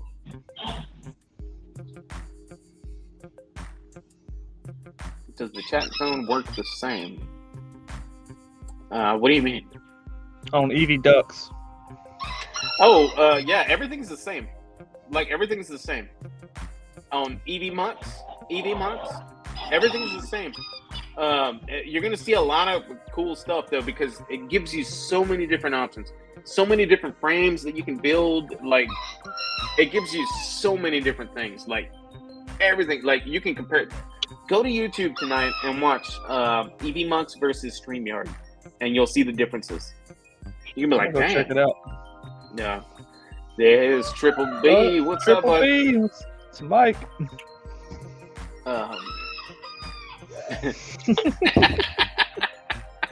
That's a good one. Fatty and lean. Fatty and lean. Yeah, Camp House. Yeah, Camp House has all kinds of different videos. Where is Camp House tonight, man? Is he out there hunting? Probably. Camp House always hunting something. So do you guys use your laptop for this? Yeah, I use mine. Yeah, I'm on a desktop. I bought a different camera on it, though. I don't use the camera that's on it. It's not that good. I bought a $60 Logitech HD camera from Walmart. That's wow. what you're looking at right here. It works good. Shit, I'm just using my cell phone. Yeah, and you normally pay $60 for it at Walmart, but I got it on sale for like $30. Yeah, but cell phones work just as fine. I mean, I can't see the comments, but yeah, that's what we all use on your videos. Instagram. Oh, okay. Yeah, on Instagram, you gotta use your phone. How about for videos? Are you guys shooting with the camera or your cell phone? I do everything on my phone. I do everything. I've got a Sony ZV-1 that I do all my shooting with camera. Yeah, I do the same. I do everything on my phone. I edit and everything.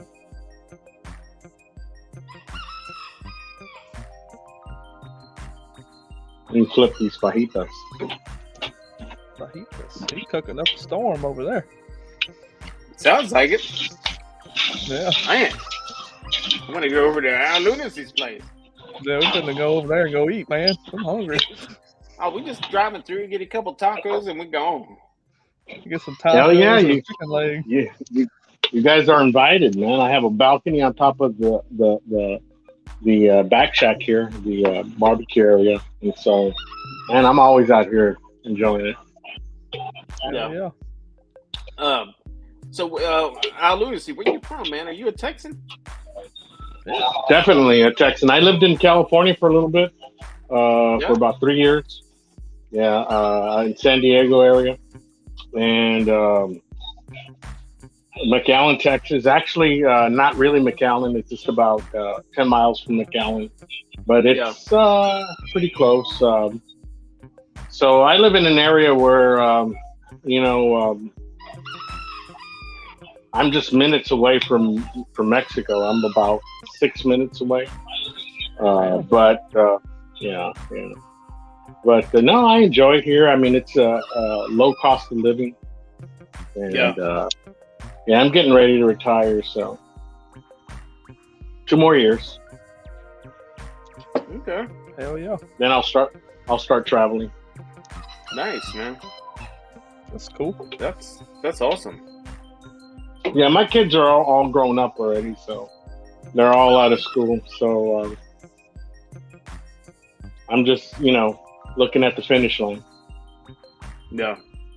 Hell yeah. Yeah, I started thinking about that because, I've got 3 that are pretty much out of here, and I've got 1 left, and it's like everything has changed. I mean, the sound in the house, the portions, it's like, you get so used to cooking so much food, and it's like, oh shit, that's right, they're not here. Exactly. It's the weirdest thing. It is, and I'm telling you, that's the only reason why I started this YouTube channel, because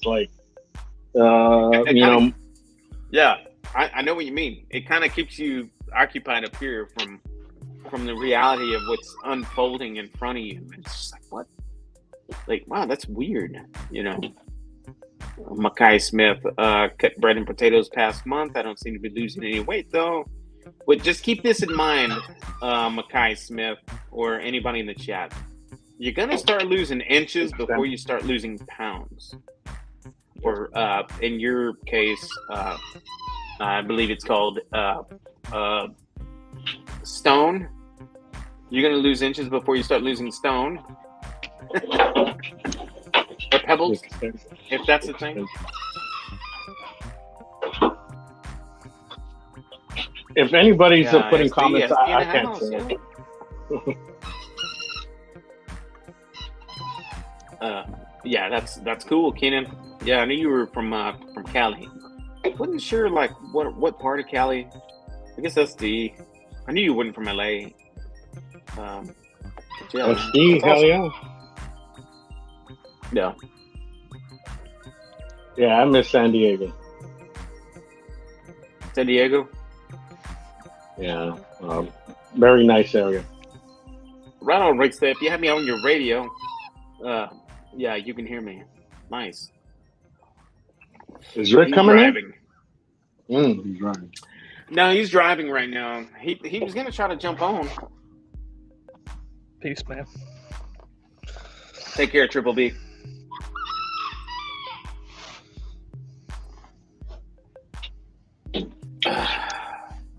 Let me open a tab up for Triple B here so you can get his watch hours. Yeah. Yeah. So Mike, man, what'd you do today, bud? Is everything pretty laid back for you today? You didn't have to worry about cooking, you didn't have to worry about doing any of that stuff. I didn't do nothing today. I watched some college football. That's about it. Yeah? What did you watch, man? What games? I watched Nebraska Northwestern, and then I watched Jacksonville State and UTSA or USF. Stephen F. Austin. Oh, okay. Stephen F. Austin. Yep. There's actually some NFL, ball games right now. There's some preseason games on. Yeah. The last of them. Mm-hmm. All right, Rick, so jump on when you get home, bud. I'll wait for you, my friend. So, what was I going to say? You guys tried this cheap ass beer? Is that the 8.0, the 6.0?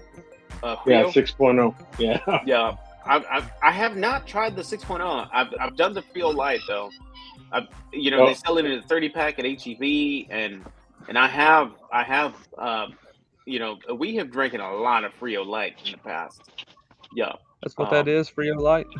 No, this That's is actually That's not This the is light. Frio's That's the that's 6 not the point. light one.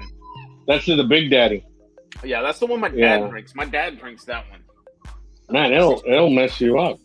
Yeah, he drinks that one, man. He'll drink a couple Drink of for them. effect. It was like one time I showed up with some Frio Light. Like, hey, Dad, you want a cold beer? Because it's always a really cool thing when you can show up to your parents' place and offer your dad a cold beer. Well, Hell yeah. in my case, it has to be a warm beer because he will not drink it cold. If you pull really? it out of Wow. the cooler and it's ice cold, he's gonna set that shit on the windowsill and wait for it to warm up. So if I learn my lesson there, it's got to be at least room temperature for him to drink beer. But and it was like I showed up with some warm beer for him. I was like, hey, I brought just some Frio Light. He's like, that's like drinking water, basically is what he told me. And he's like, no, you gotta get the 6.0s, you gotta drink the 6.0s to get anything out of that, Frio. I was like, oh, okay, my bad. So I started bringing him a 6-pack of. Now you guys might know this one, Thirsty Goat. Have you guys ever heard of Thirsty Goat? No. No, Thirsty Goat. It comes in a little cardboard 6-pack, like a cardboard box 6-pack. Thirsty Goat. That's Thirsty Goat, man. Yeah, it's a beer. It's very, very good. Very, very strong. You can drink two or three. It'll probably, Put you out. Really good stuff. I put it up there with Spaten. Are you guys familiar with Spaten beer? The double bock Spaten. Where's that from? No, it's a German beer. It's a German beer that you can buy here in. Oh yeah. Spaten. Yeah. It has like a shield. That's like a shield. It has like a shield. shovel. Yeah, a shovel in the front, kind of. Okay, The double bock has. We call it double shovel because it's got 2 shovels on it, but it's a double bock is what they call it. Like extra strong is what they call it. Really good stuff. I drink that holiday time. I'll get a 6-pack of that. So dark, dude. You can't even see through it. It is just so pitch black. Really good stuff, man. Really Is it a stout? Is it a stout? Oh man, it's beyond that. Really, really good stuff. Keep an eye out for it, man. If you guys go to any of these stores these days, they carry all of these, fantastic selection, beers. Like I'm lucky, like the store here, it's like a micro brewery. It's got tons and tons of different beers that you can get. You're north of Austin, right? You're north of Austin, Trumpet? Yeah, I'm like 15 minutes northwest of Austin. I'm in a little town, Leander, Texas. Is where I'm at. Yeah. I'm familiar with that. There's lots of breweries popping up around here in Leander. Hell yeah! In this surrounding area, like Liberty Hill. We also have that. There's just a lot of places to go out and have some really good, beers, really good drinks around here.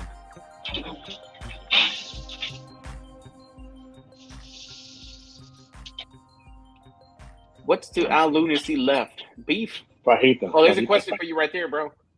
What is that? Is that fajita? Are you doing fajitas too? Yeah, I'm doing fajitas.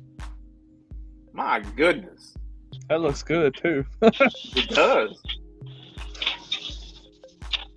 I think while Lance is talking about the sign over there up in the corner of the screen, it says Al Lunacy and it's got beef right over there. I can't see the chat because I'm on my cell phone. But are you talking about this sign over here? Oh, up here? Yeah, I think he's talking about both those signs right there. Yeah. So these are letters that are orange, and it's the orange theme of my channel. So it says Al Lunacy here, and then I got my beef, chicken, pork, and it has the little signs of or the little insignias of each animal. So the cow, the chicken, and the pork. And then, of course, I have my little mascots here, and I got roosters too, but they're fake. Dude, that's Al, that's the biggest cock I've ever seen. Oh, shit! Can you say that on live stream? It's a rooster, man. Cock that big running around here. Hey, Mike, I think that's bigger than your cock that I saw in the background over here. I got 3 big cocks and 2 little cocks. Damn, you got skills, man. You got skills. Who said who? Who said who? Who? Yeah. Then I got about 20 that's hens. funny. Hey, Al, that's funny that you mentioned that damn owl. Dude, around here in my place, it's like a The lechuza. Bro, You got barn owls? I'm in the suburbs, right? Mhm. But picture the suburbs in the middle of the freaking nowhere country, right? So like at 1, 2, 3 in the morning, fucking owls come to my backyard and they're hooing and they're huge, dude. They got a bigger head than me. It's the scariest damn thing to see when you're looking out the window. It's just like, oh shit. Their wings is blind. Their wingspan, man. Some of those, dude. I'm telling you, man. It's like, and you know that the other night they woke me up again. And you know, the other us night they Mexicans, woke me up again, man. One of them was hooing really, really deep, and the other, I guess they were teaching the little baby owl because it was like a deep ooh, ooh, like that, right? And then it was a little tiny ooh, ooh. So like they were both chilling in the backyard. They eat all the cats and shit around the house. And then all your aunts back when you were growing up tell you about the stories about the lechuzas and how they're witch owls and shit. It scares the shit out of you. Yeah. It kind of brings those stories back to mind. It's like it wasn't so much lechuza for me. It was more of the Llorona, la Llorona. Get your Llorona. It was chupacabra for us. Chupacabra. That's cool. Yeah, it was Thirsty Goat. Thirsty Goat's really good stuff, my guy Smith. Yeah, my whole barbecue theme is based on like the paranormal. So I have a whole bunch of paranormal stuff. I have Alien Garden. I got Sasquatch. I got a whole bunch of stuff out of here. That's cool. It's just for fun. Yeah, that's awesome, man. Well, let's see. See more or less from the YouTube streams. Oh, they have recently changed their T's and C's. We're all looking at loosening the rules a bit. I don't know anything about that kind of stuff. Daddy sings bass, Mama sings tenor. Yeah, there you go. Them owls, man. Them owls are really creepy.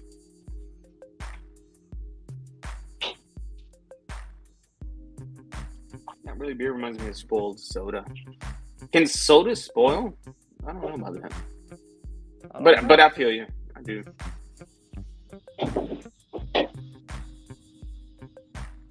Yeah, I mean, Thirsty Goat is some really good, potent shit. If you guys like me, I love beer, right? I love beer so much that there's a lot that people don't know about me yet, but I'll give you a little bit.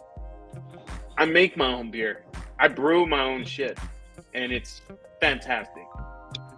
So I'm such a beer lover that I'm always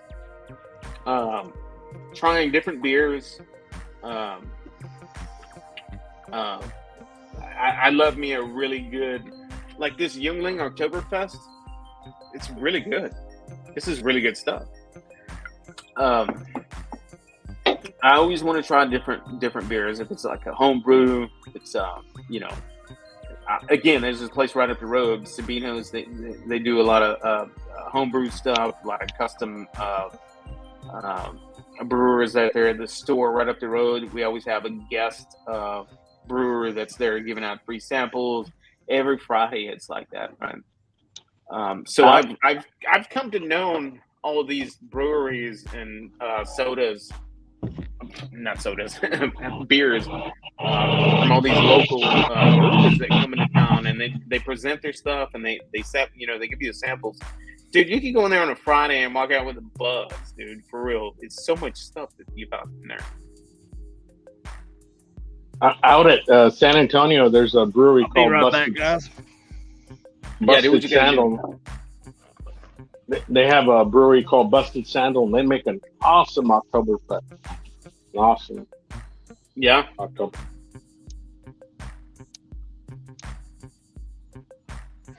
Yeah, I'm the same like you there, Trumpet.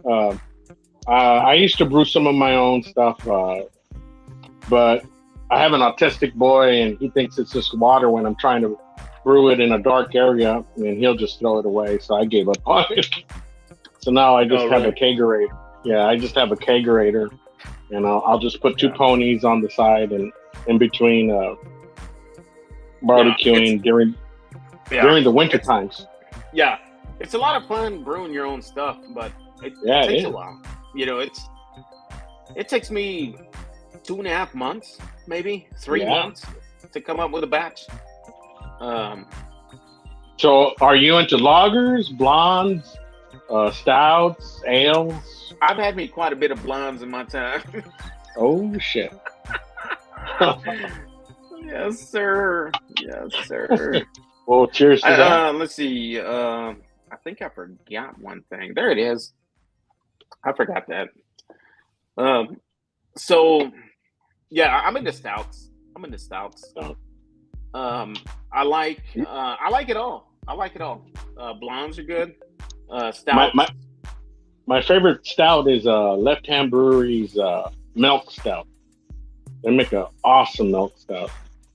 Yeah, there's one from Oklahoma brewery that I like a lot. It's Pseudo Suede is what it's called, and it's designed from like dinosaurs. It's like all the cans have like a different dinosaur on it. You know, it's really cool. Yeah, I love it when a brewery does like a theme and they stick with it, and every beer has a niche to that theme. Yeah. Man, there's this one hardcore IPA that it's just too hard for me. It's just it's got like this hop, real bitter, right? But it looks like an alien. I can't remember the name of it. Hey, check out what Mike's doing. What the hell? Oh, he's got a horse there. All right, now, Mike, I know. Hold on, he's got his. Let me wait till you put his speakers on. Now, Mike, I know we were just talking about cocks, roosters, buddy. We're talking about roosters. We ain't talking about horses. Hey, I just wanted to show my horse off, man. That's I got 3 of them. That's 2 of them. Damn, Mike. You had to one-up me. Yeah. I don't have anything. All I got. That's all I got left, man. If you I got can do that at my parents' house. So they just got a new horse out there. My niece out there got a new horse out there. She's trying to break, and my brother's got all the longhorns and stuff. Beautiful longhorns. I need to start making more videos out there, honestly. This is at your brother's ranch? Yeah. Oh, awesome. Nice. Hey, Keenan, now that you mentioned that, dude, I have a mason jar in my fridge, in my garage, from a very undercover moonshine maker, and it's a blueberry. And I just have not had the balls to even try it. I have not even opened it to try it. Maybe I could do that next live. The moonshine live is what I'll do.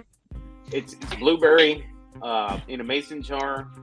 It's been in the fridge. It was a gift, and I just haven't tried it. It's just been in the fridge. But I have tried plenty of different moonshines, apple pie. So I'm really, I don't know why I haven't tried the blueberry one, but I will. Maybe I'll take a shot on the next live. Yeah, that'd be a good one. But chelada, yeah, that's good stuff, man. There's 805. 805 still in the house. What's up, man? Oh hey. George. Oh hey. Oh hey, you want to jump on, man? I'll send the link. Yeah, there you go. Texas Labrador. Chuco's still in here. Hey, Trumpet. All right, guys. This is what I'll do. I'm going to go ahead and send this link one more time if anybody wants to jump in. Right there, my friends. Y'all can click on it. What's up, man? What do you got there? What is that? Modelo Ranch Water. I've never heard of that one. Never had that one. Smooth as hell. Yeah, I was gonna say, dude, you've tried since we've been on this live, you've had 5 different alcoholic beverages. Are you? He's got a variety. Wake up with a headache? You go I'm off. I'm off. I'm off on the weekend, so. Yeah, true. Yeah, same. But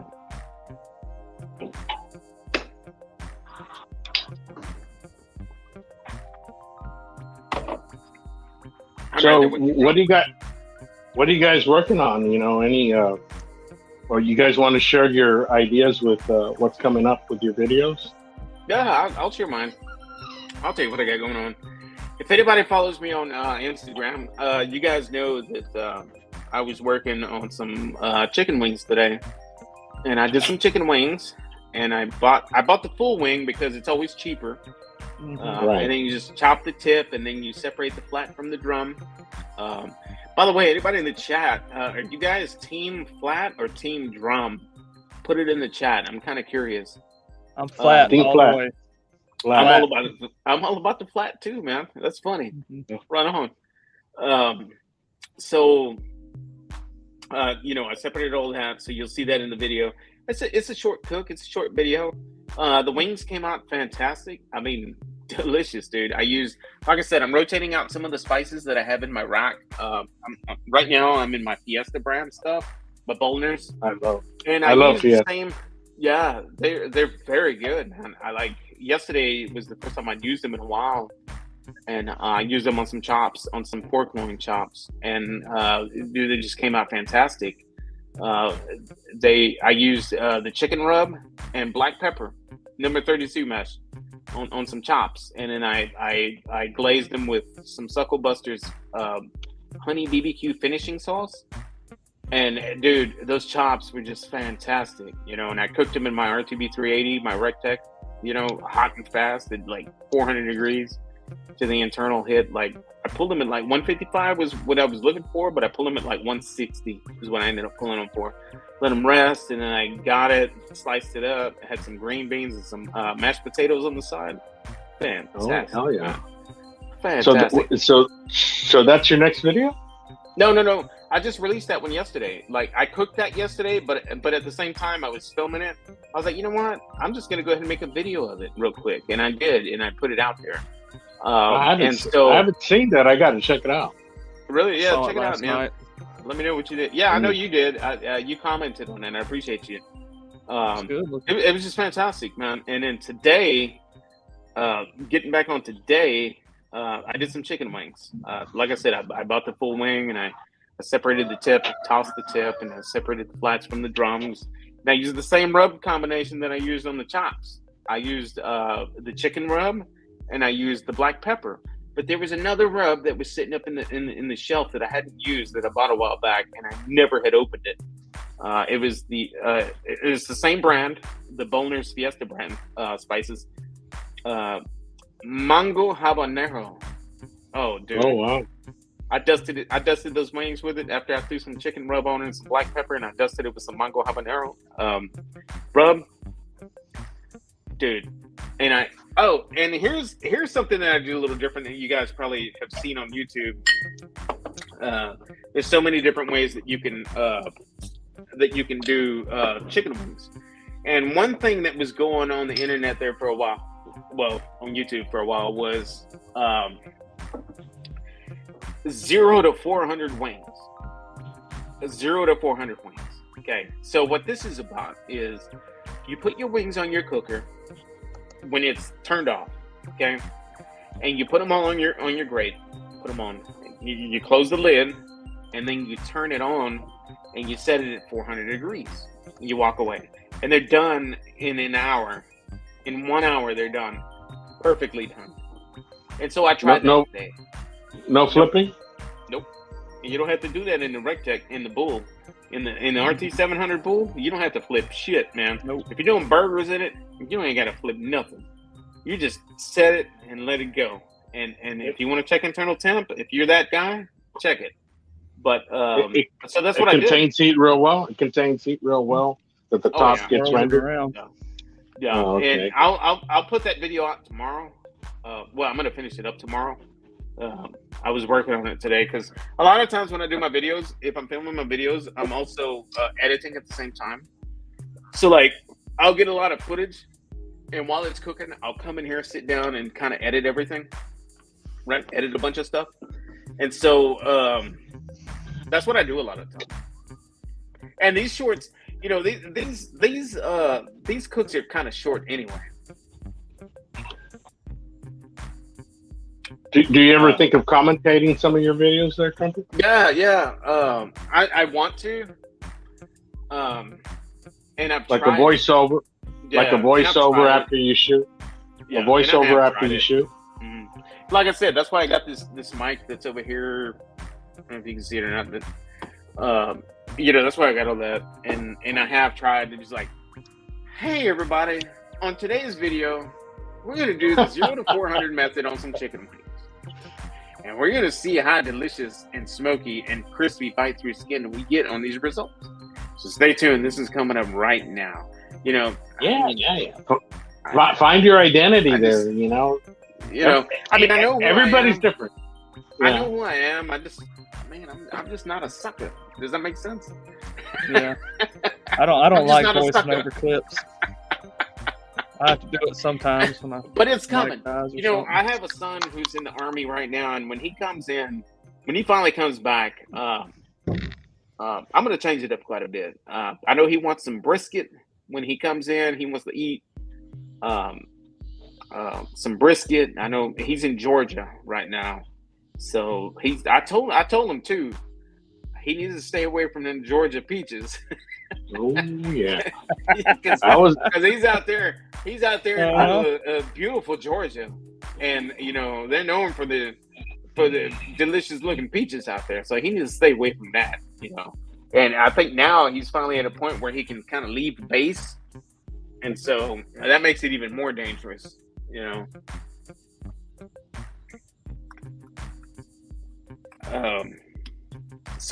So when he comes in, I'm gonna do him a cook for some brisket, whatever else he wants to eat, you know. And I forgot why I was even talking about that. I did completely. It sounded good. Mm-hmm. Oh, we're talking about voiceovers on my videos, like showing my videos. Yeah, I have a lot of comments on. I have a lot of comments on people saying, "Hey, man, we want to see you try your food. At least eat your food. You know, at least like bite it at the end." So I'm like, you know, I kind of started this whole thing not showing my face, just showing my hands. You know, and I just kind of want to keep it going that way.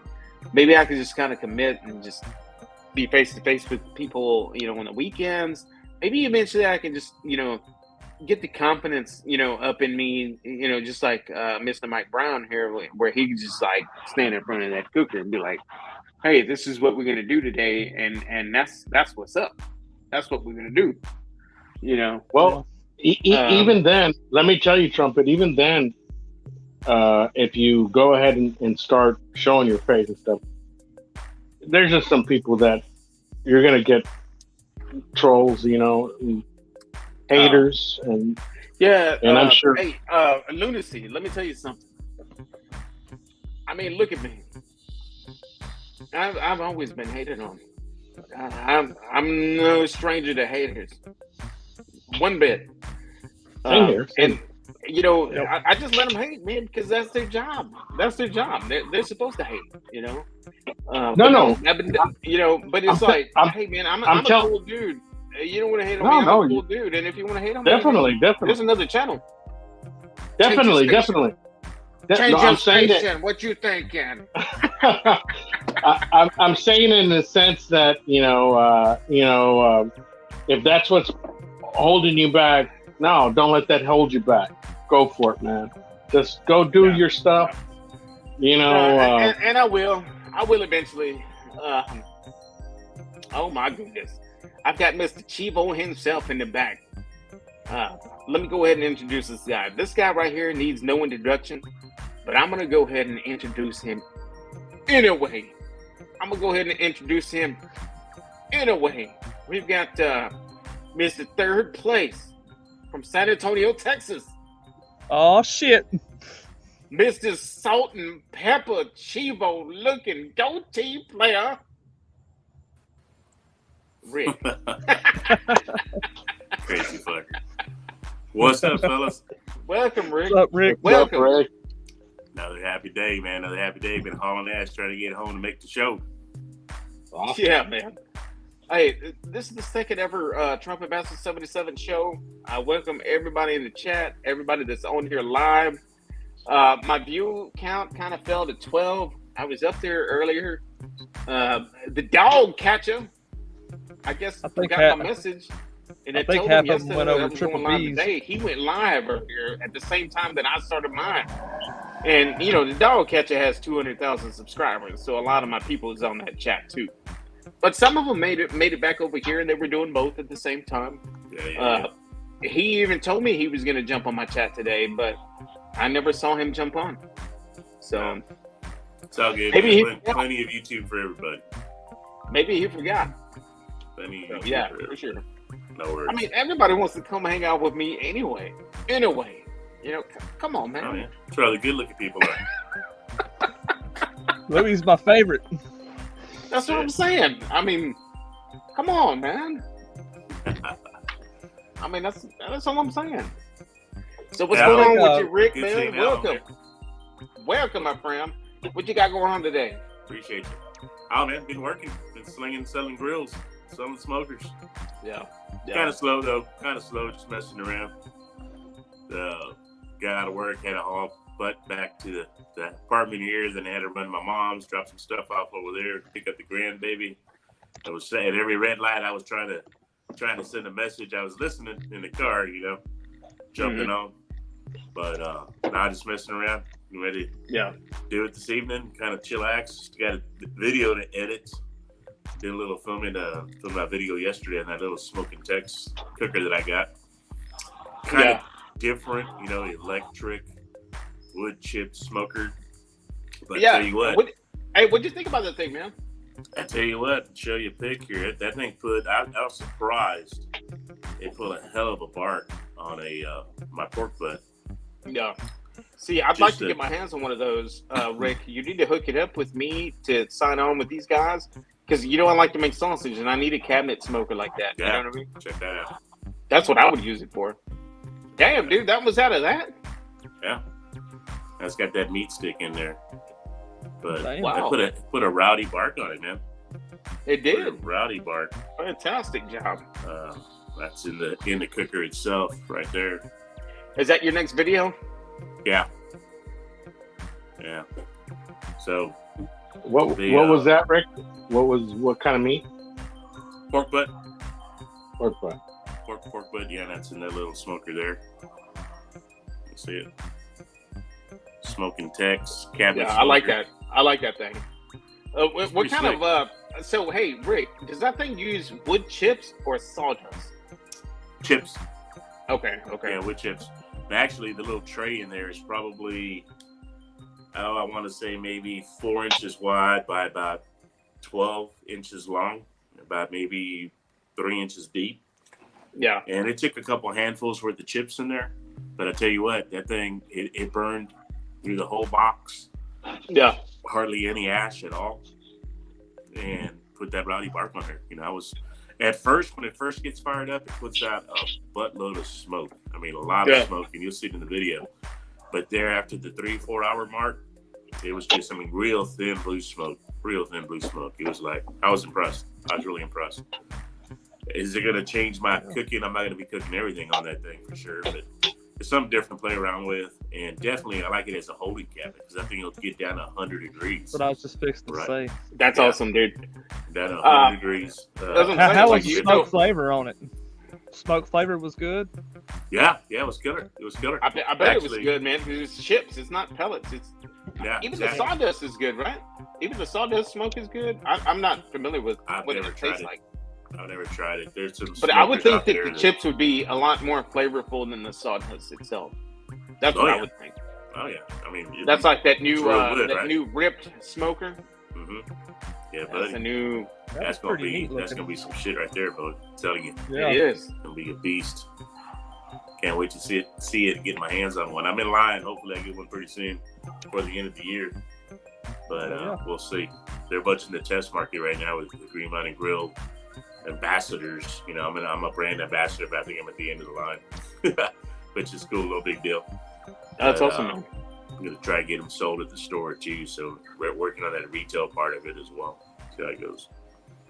Y'all. But for right now, just popping a cold one. Ready to get another one.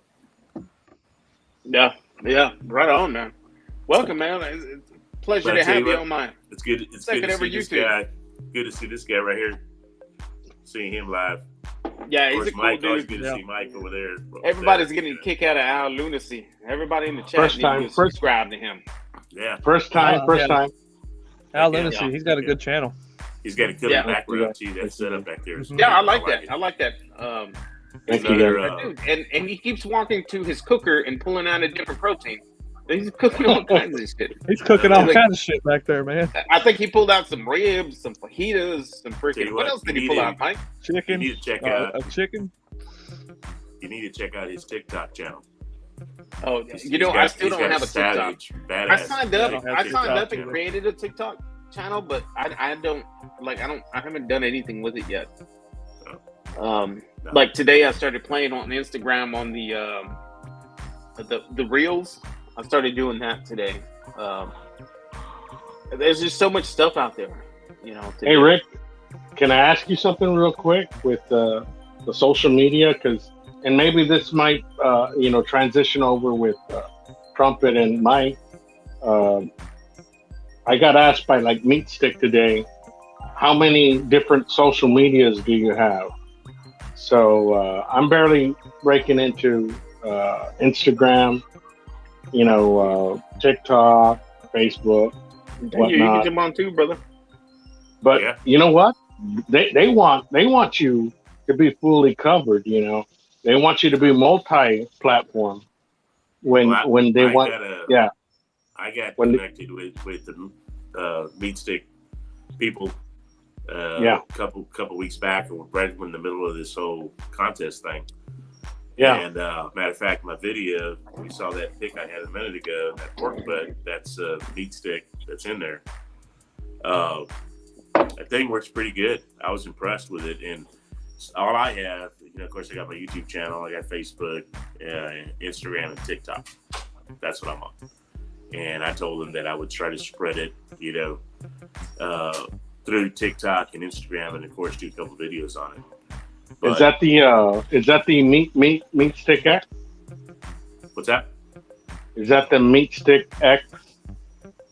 It's I got the pro set. The pro set, the Meat Stick X actually, pro set. I have it right here. Hang on. Is it with the extender? Yeah, I think you have to put that little base somewhere, right? It magnifies the signal or something like that. Meat Stick sent me another email today wanting me to do that. Same here. Same here, Mike. You need to go ahead and jump on and do that, man. That's the real deal. Yeah, the Wi-Fi deal that actually works. I did try it, and of course, it's the bigger Meat Stick and then the mini. Yeah. Even without the extender, I hear the range is phenomenal. Somebody was telling me about that too. I forget who it was exactly, but with the extender and the router I hooked up to work, I was able to follow it on my phone, take a screenshot there of it. I was curious to see how it was going to work because I went to work, set everything up, put the protein in, put the pork butt in there, turn it all on, got all connected. I'm only 2 miles from the store, but I was able to come back here to the casa, take care of some stuff, watch the temps on my phone, from here, which was pretty cool. My the Wi-Fi. My thermal works does the same thing, but the Meat Stick itself is just.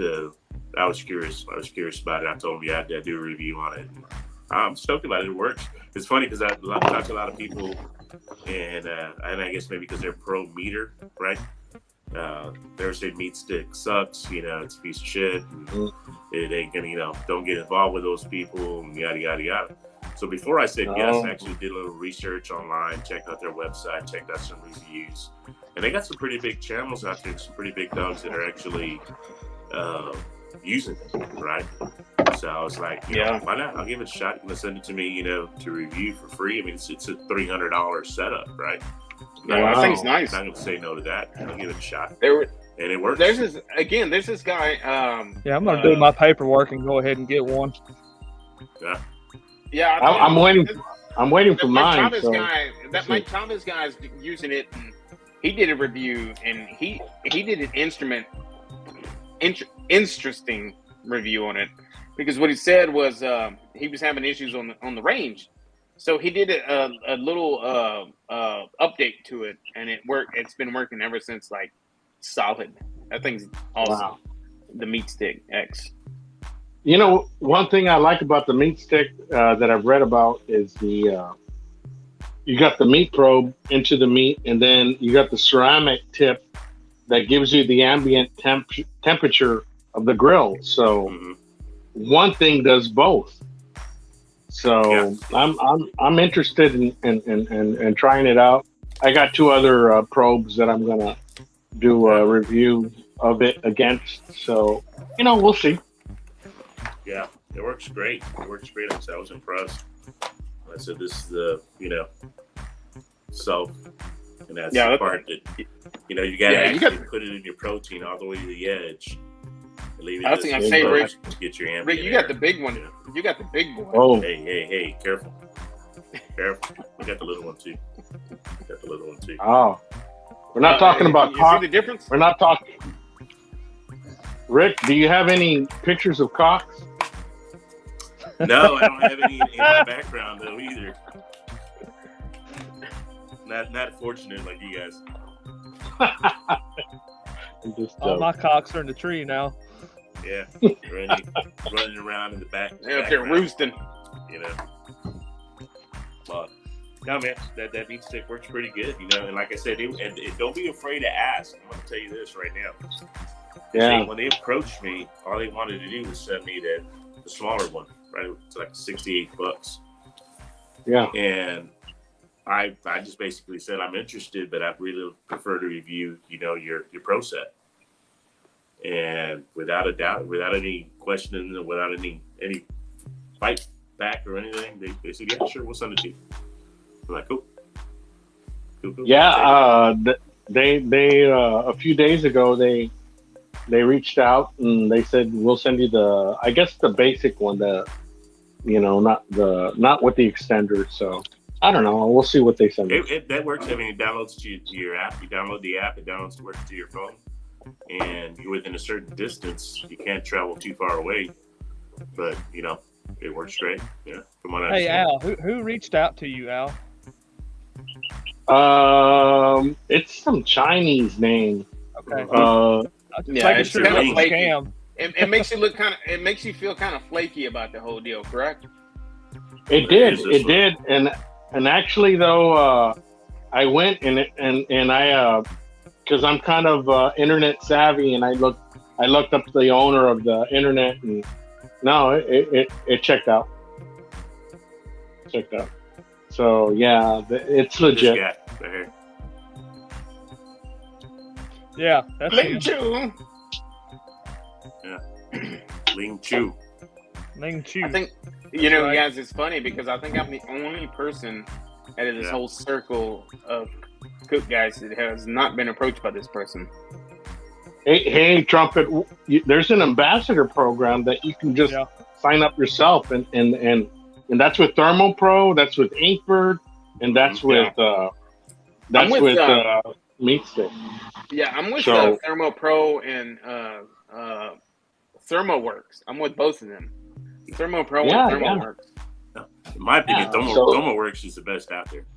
The only thing that attracted me to the Meat Stick itself is the fact that it's wireless. That do a lot of rotisserie cooking. That thing can go in a rotisserie. Let that bird go around and around with that prime rib. Yeah, don't worry about it getting tangled up. Are you gonna do a prime rib this year for the holidays on that GMG rotisserie? Oh yeah. Oh yeah. I'm gonna reverse sear one on that 250. There you go. Hell yeah. Guys, bear with me a second and get a refill. Yeah, go for it. Go for it. I gotta adjust this damn light. Yeah, I was gonna say, man, did the sun set right in front of you? Yeah, we're getting dark here, there, Trumpet. No, good thing that you're indoors. You got a light on your desktop? Yeah, I've got a lamp right in front of me that I turn on and off. You see that? But I didn't realize it was getting bad. Like, I saw that the clouds were coming in. But eventually it just kind of dissipated. And earlier I just kind of looked out the window and it was raining its ass off. I was like, what the hell? Like, I didn't even think it was coming my way, man. I really didn't. I thought we were clear. You got rain out Leander? Yeah, it's raining right now as we speak. Really? Wow. Yeah. Send it this way. Need some more. Well, check the radar, bro. I don't believe you. Yeah. And I know that Mama and Papa Joe were out here in Brushy Creek at a comp today, so I know they're getting soaked, unless they're in a hotel. They wanted me to come on. Have you guys heard about that? Have you guys heard about that Dallas barbecue? Is it called Barbecue Quest or Barbecue? BarbeQuest, right. Mm-hmm.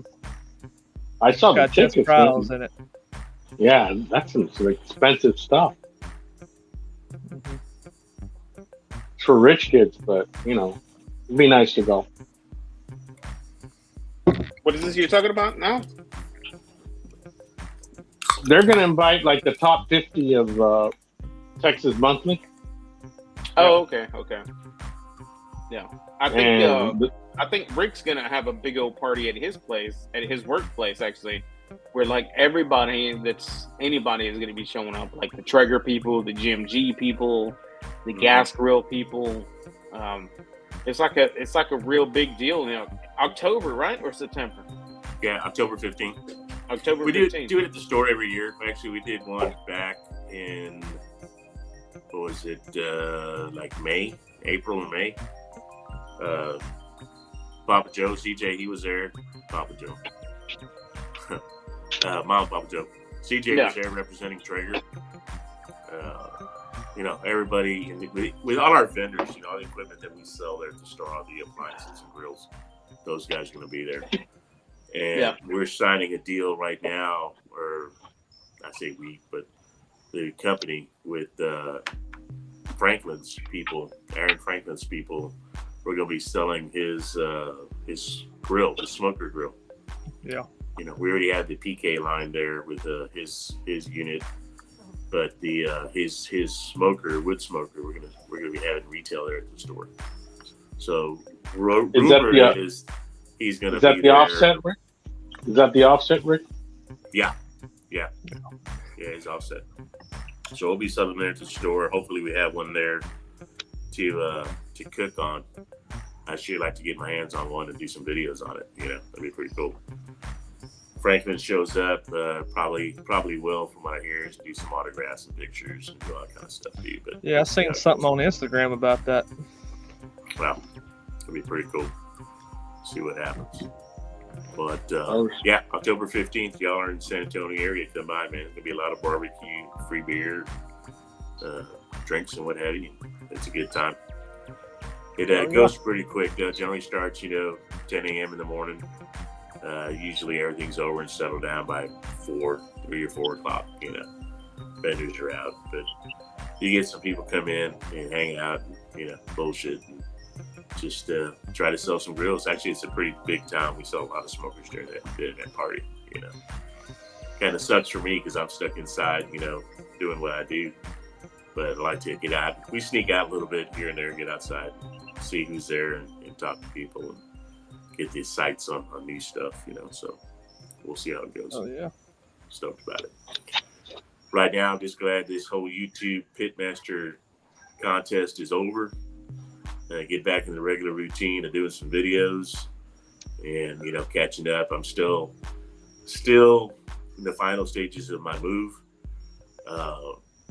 Everything, where I've got where I normally do my filming there, it's still set up, but I've got a whole bunch of stuff for storage unit actually blocking all my grills and smokers there. So can't film over there right now, trying to work on that. But for now, just here at the store. Luckily, I've got one of my GMGs at the store. I've got that new smoking text at the store. I've got, y'all saw, I hope y'all saw my video, right? Yeah. I've got the stuff there to cook. That's where that video was filmed, was there in the back patio at the store. So I do have a place to shoot the film and all that, but man, it's just no place, like they say, no place like home, right? And I got my big stick burner there too, and I want to get that fired up again, do some videos on it. Now, hopefully the weather's going to be cooling off here pretty soon. Thank you for that, Armed Car. We'll see how it goes. But other than that, man, just one day at a time. One day at a time. Got a lot of catching up to do. Yeah. Many people got in the chat, brother. Many people got, 15 people in here? I don't know. We got How about you 14 there, here Mike? right now. How about you, Mike? You didn't note what you're working on? So my next video dropping Tuesday will be how to cold smoke bacon from start to finish, and then I've got 4 videos that I'm edited on: a pork brisket, pork butt, a cured beef belly, and I edited another one today. Well, I did the bacon today, so. And that's then one thing my I've next, never done. I've been wanting to do that. I want to do that too. Yeah. I haven't done that. The next video I'm going to shoot is going to be jalapeno and pepper jack sausage from start to finish. Hey, Mike, I've got a question on the bacon. So, I've got a couple of slabs of pork belly in the freezer out there, and if I want to make bacon out of that, would I get it, season it, put it in the fridge for a week, and then smoke it? Is that how it goes?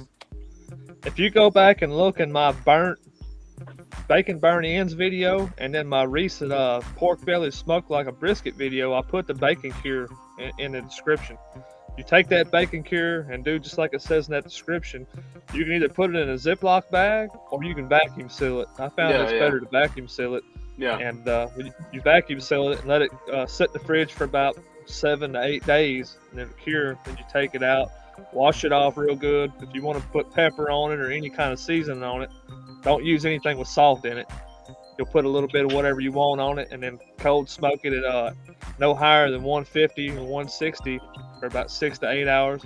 However much smoke you want to put on it, basically. Yeah. But see, that's where it becomes a problem for me, because I think the Rectech gets down to just like 180. It doesn't get any lower than that. Oh no, yes it does. How low does it get? You can hit your settings button on that Rectech and offset your temp to go plus 25. Don't go minus 25, but plus 25, and that 180 will turn up higher than what it's actually reading. So and you can get it down to 155. So you're talking about manipulating the feed rate, the temperature.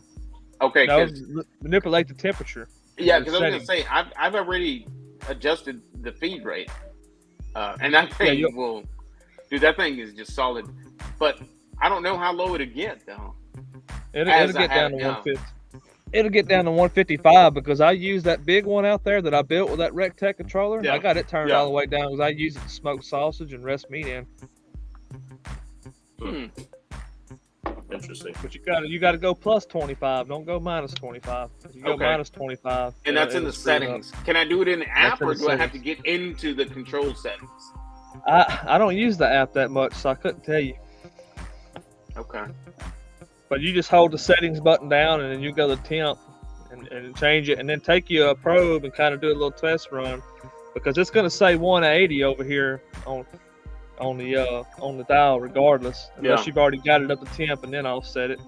But put your little probe in there and monitor it, and then if it is running just a little bit too hot, turn it off and turn it back on, and that Rectech will do that pulsating to get back down to temp. You know what would be even easier? To get one of them smoking text cabinets like Mr. Rick here has. There you go. Yeah.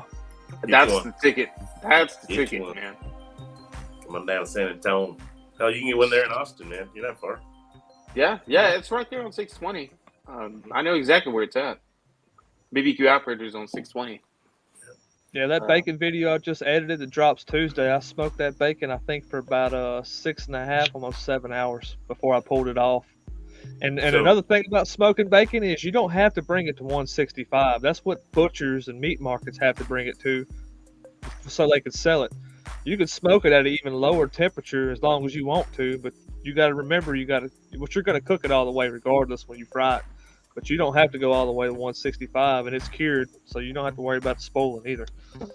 You can put So as do much you smoke slice on it? it as you want to. Are you slicing it right away? I didn't go back and watch your videos, but are you slicing it right away, or what are you doing it? What do you No, do with it as soon as you get it off the smoker? You get it off the smoker, you got to put it back in the fridge and chill it for a couple hours, and then slice it. Yeah. I sliced this bacon by hand, but I'm fixing to buy a meat slicer. Yeah, that's what I was gonna say, man. I'm about to invest in a meat slicer myself because. But it's got to be cold to slice. So Yeah, you put it no. back in the fridge and let it chill. So now you slicing and then vacuum sealing your packs, or Yeah, you can vacuum seal it. In that video, I fried it all right there because we ate it for supper that night. I just did a little slab. That video drops Tuesday. cool. I'll bet. Check it out. So what'd you think about that bacon versus store-bought bacon? Was it better? Oh, head and shoulders better, man. If you can make your own bacon, you can put way more smoke on it. You can do way better bacon homemade. I've always wanted to do a slab of bacon, just peppered, man, just black peppered out of its ass, man, just black peppered all around it, and then just slice it in that meat slicer, man, and then just kind of stack about 20 pieces like this, lengthwise, and vacuum seal it, man. It just looks fantastic, man. That's one thing I've been wanting to do. When you vacuum seal that bacon, the smoke's got more time to get up in there, and it gets smokier. While it sits in that vacuum seal. But I'll tell you guys what. One thing I'm going to do before I even attempt to do the bacon is now Rick mentioned this. We were talking, and he actually suggested it. If you could look back at the competition that we were just in, the last cook that I did on that competition, dude, that's number 6. Different alcoholic beverage. Lone Star. So this competition that we just recently in on my pork sandwich cook. What I did was 3 different cuts of the pork, right? Now, I don't want to confuse anybody here, but I'm talking about 1 protein, 3 different cuts. I don't want to confuse anybody now. I don't want to confuse anybody. It's happened before. But just to get that, I just wanted to throw that out there. But the combination that I used and the way that my meat came out, Rick mentioned, hey, that would be some bomb ass shit on some tamales, and I'm gonna do that, Rick. I'm gonna take the same cuts that I did. Hell yeah. The pork belly, the rack of ribs, the pork shoulder, all chopped up nice and fine, seasoned exactly the same way that I did, and I'm gonna put that in some tamales. And that's gonna be one of the future videos that I'm gonna do here within the next 6 weeks. Plan on vacuum sealing a dozen of those and sending them my way. I'll hook you up, bro. I will hook you up. Dude, we're only 2 hours away. An hour and a half, maybe. An hour, maybe. Yeah. Actually, we're probably 45 minutes away now that the toll holds out, There you go. Come on. But you're paying for the tolls. I pay for the tolls. Hey, the toll, Molly. Speaking of traveling, you're going to go up to the backline and meet the party, Mags and the guys on October 1st? I overheard a little something that you guys were talking about last night. You were on what's that guy's name? Frag Daddy's Live last night. And y'all were talking about road tripping somewhere. What's going on now? Fill me in. Johnny Mags. Okay. Mr. Mags, right? Yeah. I saw his live last night, and I was on there and commenting for a minute. He's getting He had a backline order that, and he wants to come and get his smoker. And Yeah. I guess it's going to be revealed to him in a way. Is this a big party thing going on in Austin? Right. A backline fabrication. He's picking it up, basically. I mean, he already knows what it looks like. It's not going to be a surprise. He's just coming to pick it up. And while he's there local, you know, it's going to be a little bit of a party. They're going to have some food, of course, some drinks and some stuff going on. And he's asking, you know, all the YouTube family to show up and hang out. Jared and Andrew were talking about going up there and give me an invite. And I said, hey, man, you take a hitchhiker, I'll go. So yeah. I'm gonna jump in the back of their truck and Andrew's truck probably. And that's awesome, man. That way. Yeah. And this is when? October 1st. And where exactly? It's on a Saturday. Backline Fabrication in Austin. At his place? In Backyard? Dude, I'm finally gonna meet you guys all there. Then yeah, I'm finally gonna meet you all there. It's gonna be. Mike Brown, you need to come up too. Our lunacy, you guys need to come up, man. Let's do this, dude. Is this a Saturday? Is this a Saturday or what? Yeah, it's a Saturday. There you go. Let's do it, guys. What's the date? October 1st. October 1st. Might be able to swing that. You know what? You know what happens October 1st? That's my daughter's birthday. Oh man. She'll be 20 years old. Damn it, boy. I cannot even think about that, man. Yeah, wow. She'll be 20 October 1st. Mm-hmm. Wow. Let's do it, guys. If you guys are going out there, I'll head out there. Yeah. Hey, I'm down, dude. Let's all meet up. Let's have a couple cold beers. Lunacy's gonna show up with a cooler full of all kinds of shit to drink. Hell yeah, He's got it. And I'll show up with some Oktoberfest and a bottle of Balcones whiskey from Waco. How about that? For everybody, for us three. I'll bring you guys each a bottle of whiskey. Careful now. And I'll show up with a dozen donuts. You got a month to make those tamales. What I'm saying. And a dozen hold on. What do you guys drink? If you guys drink liquor, I'm close to a duty-free store. So if you guys drink liquor, let me know. I'll go look for it.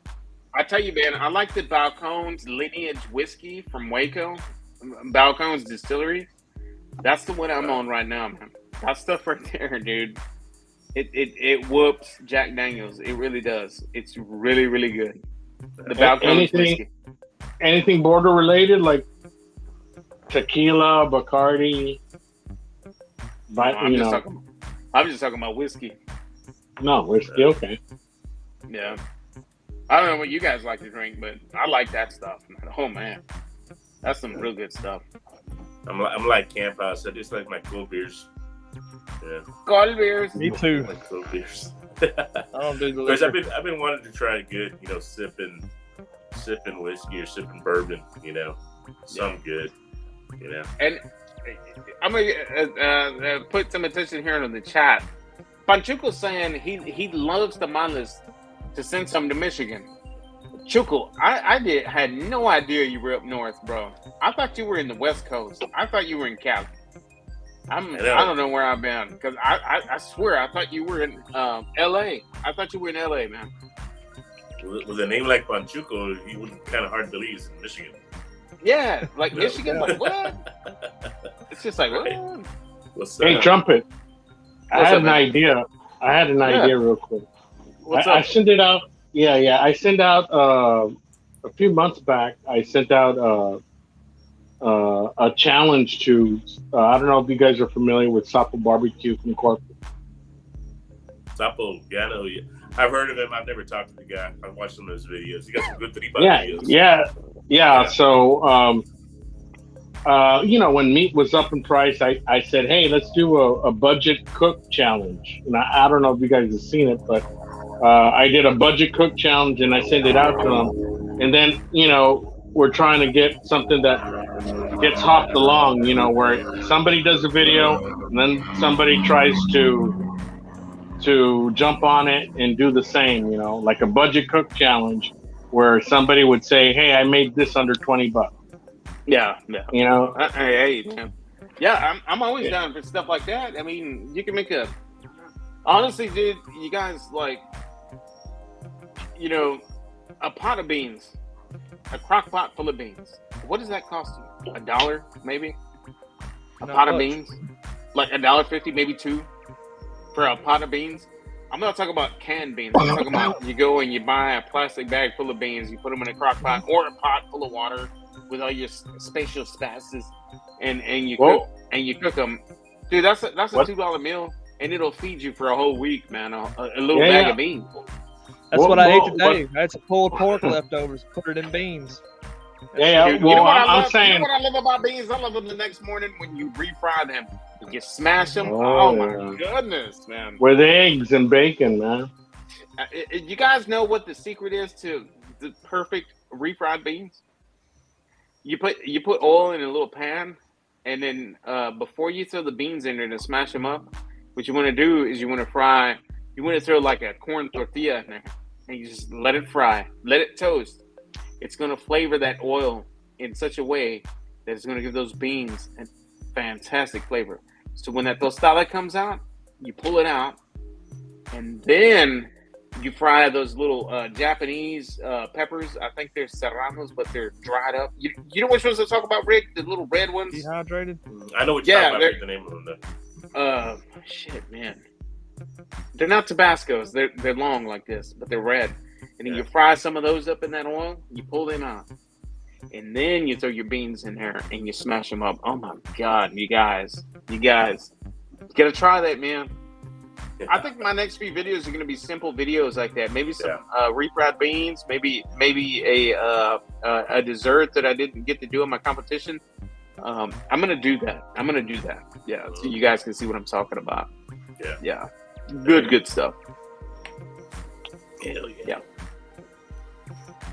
Yes, sir.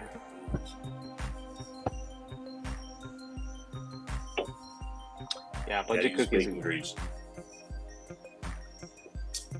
Shit, Chuco's been up in Michigan since '66. Dude, why did I think that this whole time you were in the West Coast?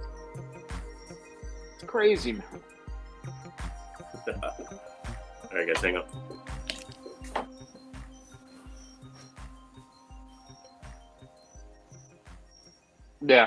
Yeah, for sure, man. For sure. Fry your bacon up first. Get your bacon out of there. Then throw your corn tortilla in there. And then throw your peppers in there. Dude. Hey, Mike. You have one thing about me, man. One thing about me that would satisfy me is just a perfect, just bean and cheese freaking burrito, taco, or, dude, with a little bit of cheese in it, man. Damn. Hey, Mike, you have a light on you, or how are you getting illuminated? I got me a light over here. Okay. And of course, Trumpet, you have your desktop light shooting at you. I have my production crew in front of me, just with the perfect amount of light. He's following you every move. Hey, Lunacy, man, I knew it'd be really cool to talk to you, man. I'm glad you jumped on tonight. I think you're a really cool dude, man. I dig the T-shirt. I dig the little spot that you're in. I think it brings really good energy. Thank you, man. I think we're all into it for the same thing. Yes. Salute, man. Salute. Sure, salute. Salute. And man, if this thing goes down in October, I look forward to meeting everybody finally, shaking everybody's hand. Hell yeah. You know. Yes, sir. I just don't want you guys to make fun of me, because when you guys finally see me, I'm only 4'2", you know. It's all right, brother. We make fun of you anyway. I know. If you're 4'2", we'd want you to be a girl. Just kidding.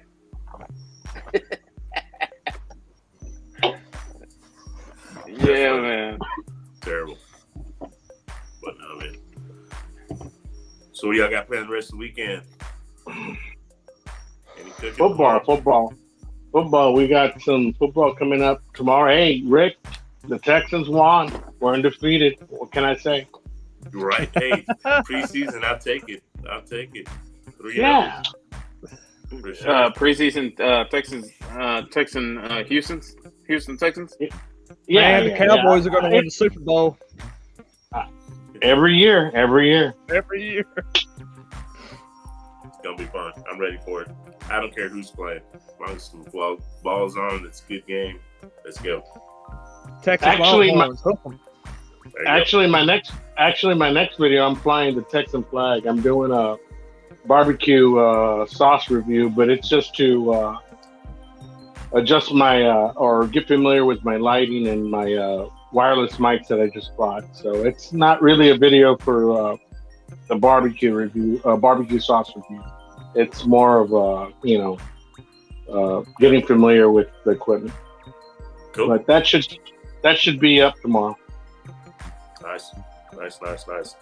Yeah, man, that's me. I don't know what I got going on. It's always one day to the next, you know. I'm one of those guys, right? When I started my channel, and I hung around a couple of big channel names, and there was always, plan ahead, plan your cook, how you going to cook it, how you going to present it, what are you going to talk about, basically have a script per se, right? You got it, man. Thumbnails. Nowadays. Not me, though, brother. Not me, man. With me, my whole channel started by what I was making that day for dinner, And that's what I'm doing right now. On the grill, and I'm gonna film it, That's what I'm doing. That's exactly what I'm doing right now. That's how I started. Fuck yeah. And that's kind of how I still do it, per se. I mean, I made that pork butt in that video yesterday, right? At the shop. And of course, all the guys at work were, what are we eating for lunch? I said, eating nothing for lunch. This pork butt ain't gonna be ready till the store closes, But brought it home last night when it was done. I had a little bit here, but this morning I got that, and I should have did a video. I was kicking myself in the ass on it. I should have at least filmed it. I got that pork butt pulled, chopped, got it browned a little bit in the pan. Got some hash brown potatoes, threw some taters in there, got some hatched green chili peppers, threw them in there, threw some eggs, made up a whole bunch of tacos, and took them to the guys in the shop. And I'll tell you what, you ain't never had pork butt or pulled pork tacos like that, kind of like carnitas, right? That's some good shit, man. That's some good shit. Shit, Louis, you better hold on to your drawers, brother. Yeah, I don't know. Can you guys see the blue dot? Yeah, I don't think you can. Oh yeah, there it is. That's where I am. Yeah. I'm in the blue dot. I'm right there with the blue dot. Right on the edge of you. Hey, Trumpet. So you're starting to script your stuff, or you were saying? Am I doing what now? Like scripting, like doing a script. Planning. Oh, for my videos or for my lives? Your video. No, I'm still doing what I normally do.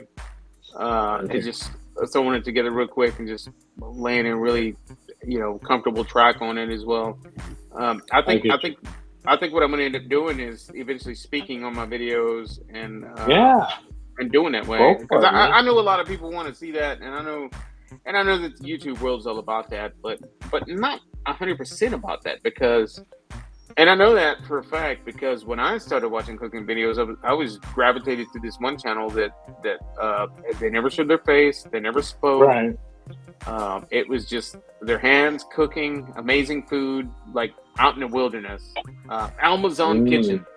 I love that channel. Cool. Watch it all day long. And I thought, I remember thinking to myself, man, if I ever do videos, I think I might end up doing something like that. But not all the way like nature sounds, because I'm not in nature per se. I'm just, in town. I was like, let's throw some music in it. Right, Trumpet. You know what? And now that you're saying that, I think we all have that one guy that got us wanting to do YouTube videos. And not exactly in their niche or their type of style, but we're gonna do the same but add our own twist to it. Yeah. You know. Yeah, for sure. How about you and Mike, Rick and Mike? You know, Mike and Rick. Who influenced you guys? A whole bunch of them. I already knew how to barbecue before I got on YouTube, so I was like, man, if these guys can do YouTube barbecue, then I can do it too. So I jumped into it. But the old school guys, Smoky Ribs, T. Roy Cooks, and then some of these newer guys, you know, that are doing it now, kind of inspired me also. So that's why I started doing it. Yeah. How about you, Rick? With me, just doing YouTube. Actually, my reason, honestly, the real reason I started my channel, and actually the very first video I put out on Rick's BBQ and Specialties was about 2.5 years ago. That's when my channel really went off. But I actually put a video out on YouTube back in 2013. Wow. For my daughter. My daughter at the time, she was about 10. She was like, you know, do a video, let's get on YouTube, whatever. So I did. It was on injected spare ribs. And the video was pretty cool. Came out all right. You know, came out pretty cool. But I tell myself, if I had stayed with it from 2013 to now, you know, you'd been a big dog, man. You know what I'm saying? But I didn't. Thanks, Tom. I appreciate that. It would have been a big call. Field and didn't do it. I didn't stick with it. But I got back into it actually. And it's weird because we all know Joe Martinez, Smoky Joe's Pit Barbecue. Right. Actually seeing his channel and watching him, I said, God damn, this big Mexican can get up here and do this shit. So can I, right? So can I. And watching his channel, of course, T-Roy as well. Chef Johnny with Texas Style Barbecue and Cuisine. Yeah, he was another one. You know, he's a good cook, got a lot of skills. You know, I was always watching his butt. But I honestly say, and I said it before, it's not the first time that I said, actually, Joe. You know, Joe was the one that kind of, I liked his style. His style and my style were similar. I know. You know? I was watching a lot of cooking videos way before I ran into these guys. My channel originally was just to share videos with family. You know, my kids doing silly stuff, you know, while they were growing. And I had a lot of, you know, family videos is what my channel was. And I started, you know, really following into the cooking game. And I remember watching a lot of videos, especially when I was like searching for what pellet cooker that I wanted. And I ended up, you know, on the RecTech channel, and I watched like all their videos, and I was really hooked to them. And eventually I stumbled upon some Smoke and Joe videos, and that's where it started for me. A few years back, and he was pretty fresh in the game. And his very first video that I watched all the way through was a video that he did. He was doing a couple of prime briskets, and he was going to do one because originally he used to always do them fat side down. And this video, he wanted to do a comparison, fat side down versus fat side up, and he had fantastic results fat side up. And so I remember commenting on that video. I was like, dude, you're a Texas boy. It's always fat side up. What are you doing? You know? And I remember doing that comment, and he responded to say, hey, thank you for watching, you know, and gave me this sign. And so it was it from there. I mean, I started watching a bunch of his stuff, and I went back, started watching his stuff. And from there, I got, you know how YouTube does. They bring out videos, recommended videos based on videos that you've watched. And Rick, that's how I found you eventually. Some of your videos popped out, so I went back and watched. I remember one clearly from your channel that was you guys were watching football, you and your brother. And you were cooking out. You were doing some turkey legs. Yeah. You were doing some suckle busters rubs and all this and that. And you and your brother, and you're having a really good time. It's like, man, who is this dude, man? This dude right here reminds me of like one of my cousins or something, man. One of my tios or something. Man. Who is this guy? So I kept watching your videos, dude. Cool. And I don't know like when I really connected out to you. Eventually, maybe it was a comment on YouTube, on one of your YouTube videos, or maybe it was one of your lives. But I really don't know how I reached out to you. I remember how I reached out to Joe. But I can't remember how I reached out to you. I don't know if it was one of your lives or if it was one of your videos, and then from there, it just kind of went from there. You know. Yeah. I don't remember either. But it's been a while though, man. We've been kind of chatting back and forth for a bit. Yeah. And that was pretty quiet and behind the scenes quite a bit for a long time. Like I'd watch a lot of channels. I was supporting a lot of channels. Just Piddlin' BBQ. I was supporting him for a long time. So much that I actually sent him a brisket. Like I ordered and delivered him a brisket for him to do a video cook on. And he did. He did cook a video, and he made a video on it. And he gave me a big shout out on it. Who else was I watching? Everybody that's in the circle, really. What do you got there, man? A Corona? Nah, this is a Topo Chico tangy lemon lime. You got a bar next door? Or dude, I'm telling you, Rick, every drink that he's pulled out has been completely different, dude. That's like number 6 is completely different. He's drinking different drinks every time. He's got to have a bar right there next door. Yeah. Across the street or something. I have a cool. I have a refrigerator outside, and I got like a whole bunch of different stuff. Yeah. Yeah, man. So that's how it went for me, man. Originally, it was just a channel for family, and then it progressed from there. And eventually, I was like, hey, maybe I should start doing my cooks. And I was like, you know what? I'm gonna go ahead and start doing my cooks. Let me just do my cooks. Let me just film my cooks for just to keep track of what I cooked, and then eventually I was like, hey, you know what? Maybe I should start taking my family videos off of here, and I did. I took them all off, and now it's just 100% committed to my cooks.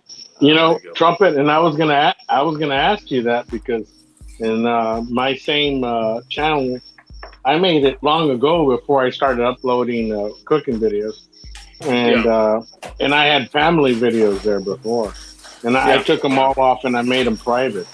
Yeah. That's what I did. So I did the same. So honestly, I'm only 6 months old as far as cooking videos go. So but as far as family videos go, I had a whole bunch of not a whole bunch, but maybe 4 or 5 videos with the family. Yeah. I don't have any of them up there anymore. Anything that had to do with family, I put on. Right, private. I did the same. I did the same. Yeah, I ended up doing that. And what are you drinking, Rick? Keystone Light. Yeah, I drink Keystone. That's the cheaper version of Coors Light. Yeah, it's good too, man. It's cold. When it's cold, I like it cold. Oh yeah, definitely. Tom says, for the life of me, I don't know why you don't have a ton of subs. I'm working on that. Maybe you guys all can help. Hey, Tom, this is my second ever YouTube live. So we'll see where I'm at in a couple of months. Just kind of wanted to show myself. Yeah. But I appreciate that. I really do appreciate that comment. Hey guys, let me ask you this: the next video that I'm shooting or that I'm going to release, I'm doing like a more how would I say, a cinematic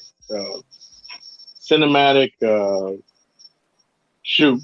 And one of the reasons why I'm doing that is because one of the guys that influenced me to start a YouTube channel is a guy called Grilling Jedi.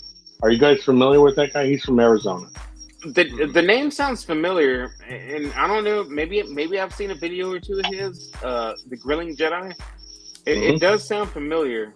Or maybe I'm thinking Jedi sounds familiar because I'm a Star Wars fan. Maybe that's why it sounds familiar to me. Man. But I'm definitely going to look into that now that you mentioned it. The Grilling Jedi. Oh man, it's like sort of like you, Trumpet.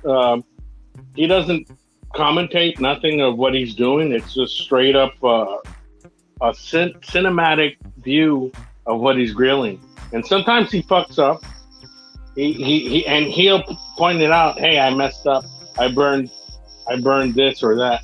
And but he gives you like different views where he's zooming the camera, horizontally or what or not.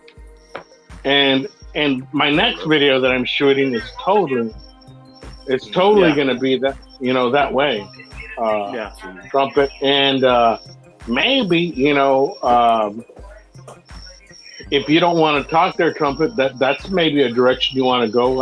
I'd recommend that you check out his videos, man. They're awesome. No, I think I can do that, and that's one of the things. Like, I've been went up to my Instagram followers, and I've been showing my face and going live, and doing giveaways in my Instagram. I had a sponsor that was supposed to jump on with me tonight, but a lot of different things came up, and we were going to have a better time. We were going to give away some rubs tonight here on my channel, but he couldn't. He had some other things coming up. So, dude, let me say this. Dude, let me say this, real quick before you commentate. I don't see why you haven't done it before, because you can carry a conversation very well. You're very well spoken, and live, you carry it over. When I saw that you were live in other previous chats, I was like, this guy can carry it himself, and so and I'm glad that you started your own chat. I'd rather jump on with you than with the bigger channels, dude. I mean, and I you're straight up. Man.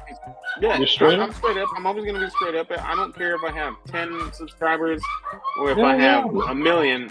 I am who I am. I know what it. I know what kind of. I know what fame does to people. I do, and I'm not that dude. I'm not that dude. So one thing that I want to try to transition into is to actually, show myself in these videos, and instead of my hands, doing this stuff, and it might not be much, it doesn't really take much. It's just for me, or maybe started with shorts, Yeah, and it's just so much easier to just film it, cut it together, and throw a track on it and post it. It just, I mean, seriously, it really is a lot easier. If you sit there and you try to edit and oh no, let me cut out this voicing. It takes more time. It takes more time. Like I hear conversations with people.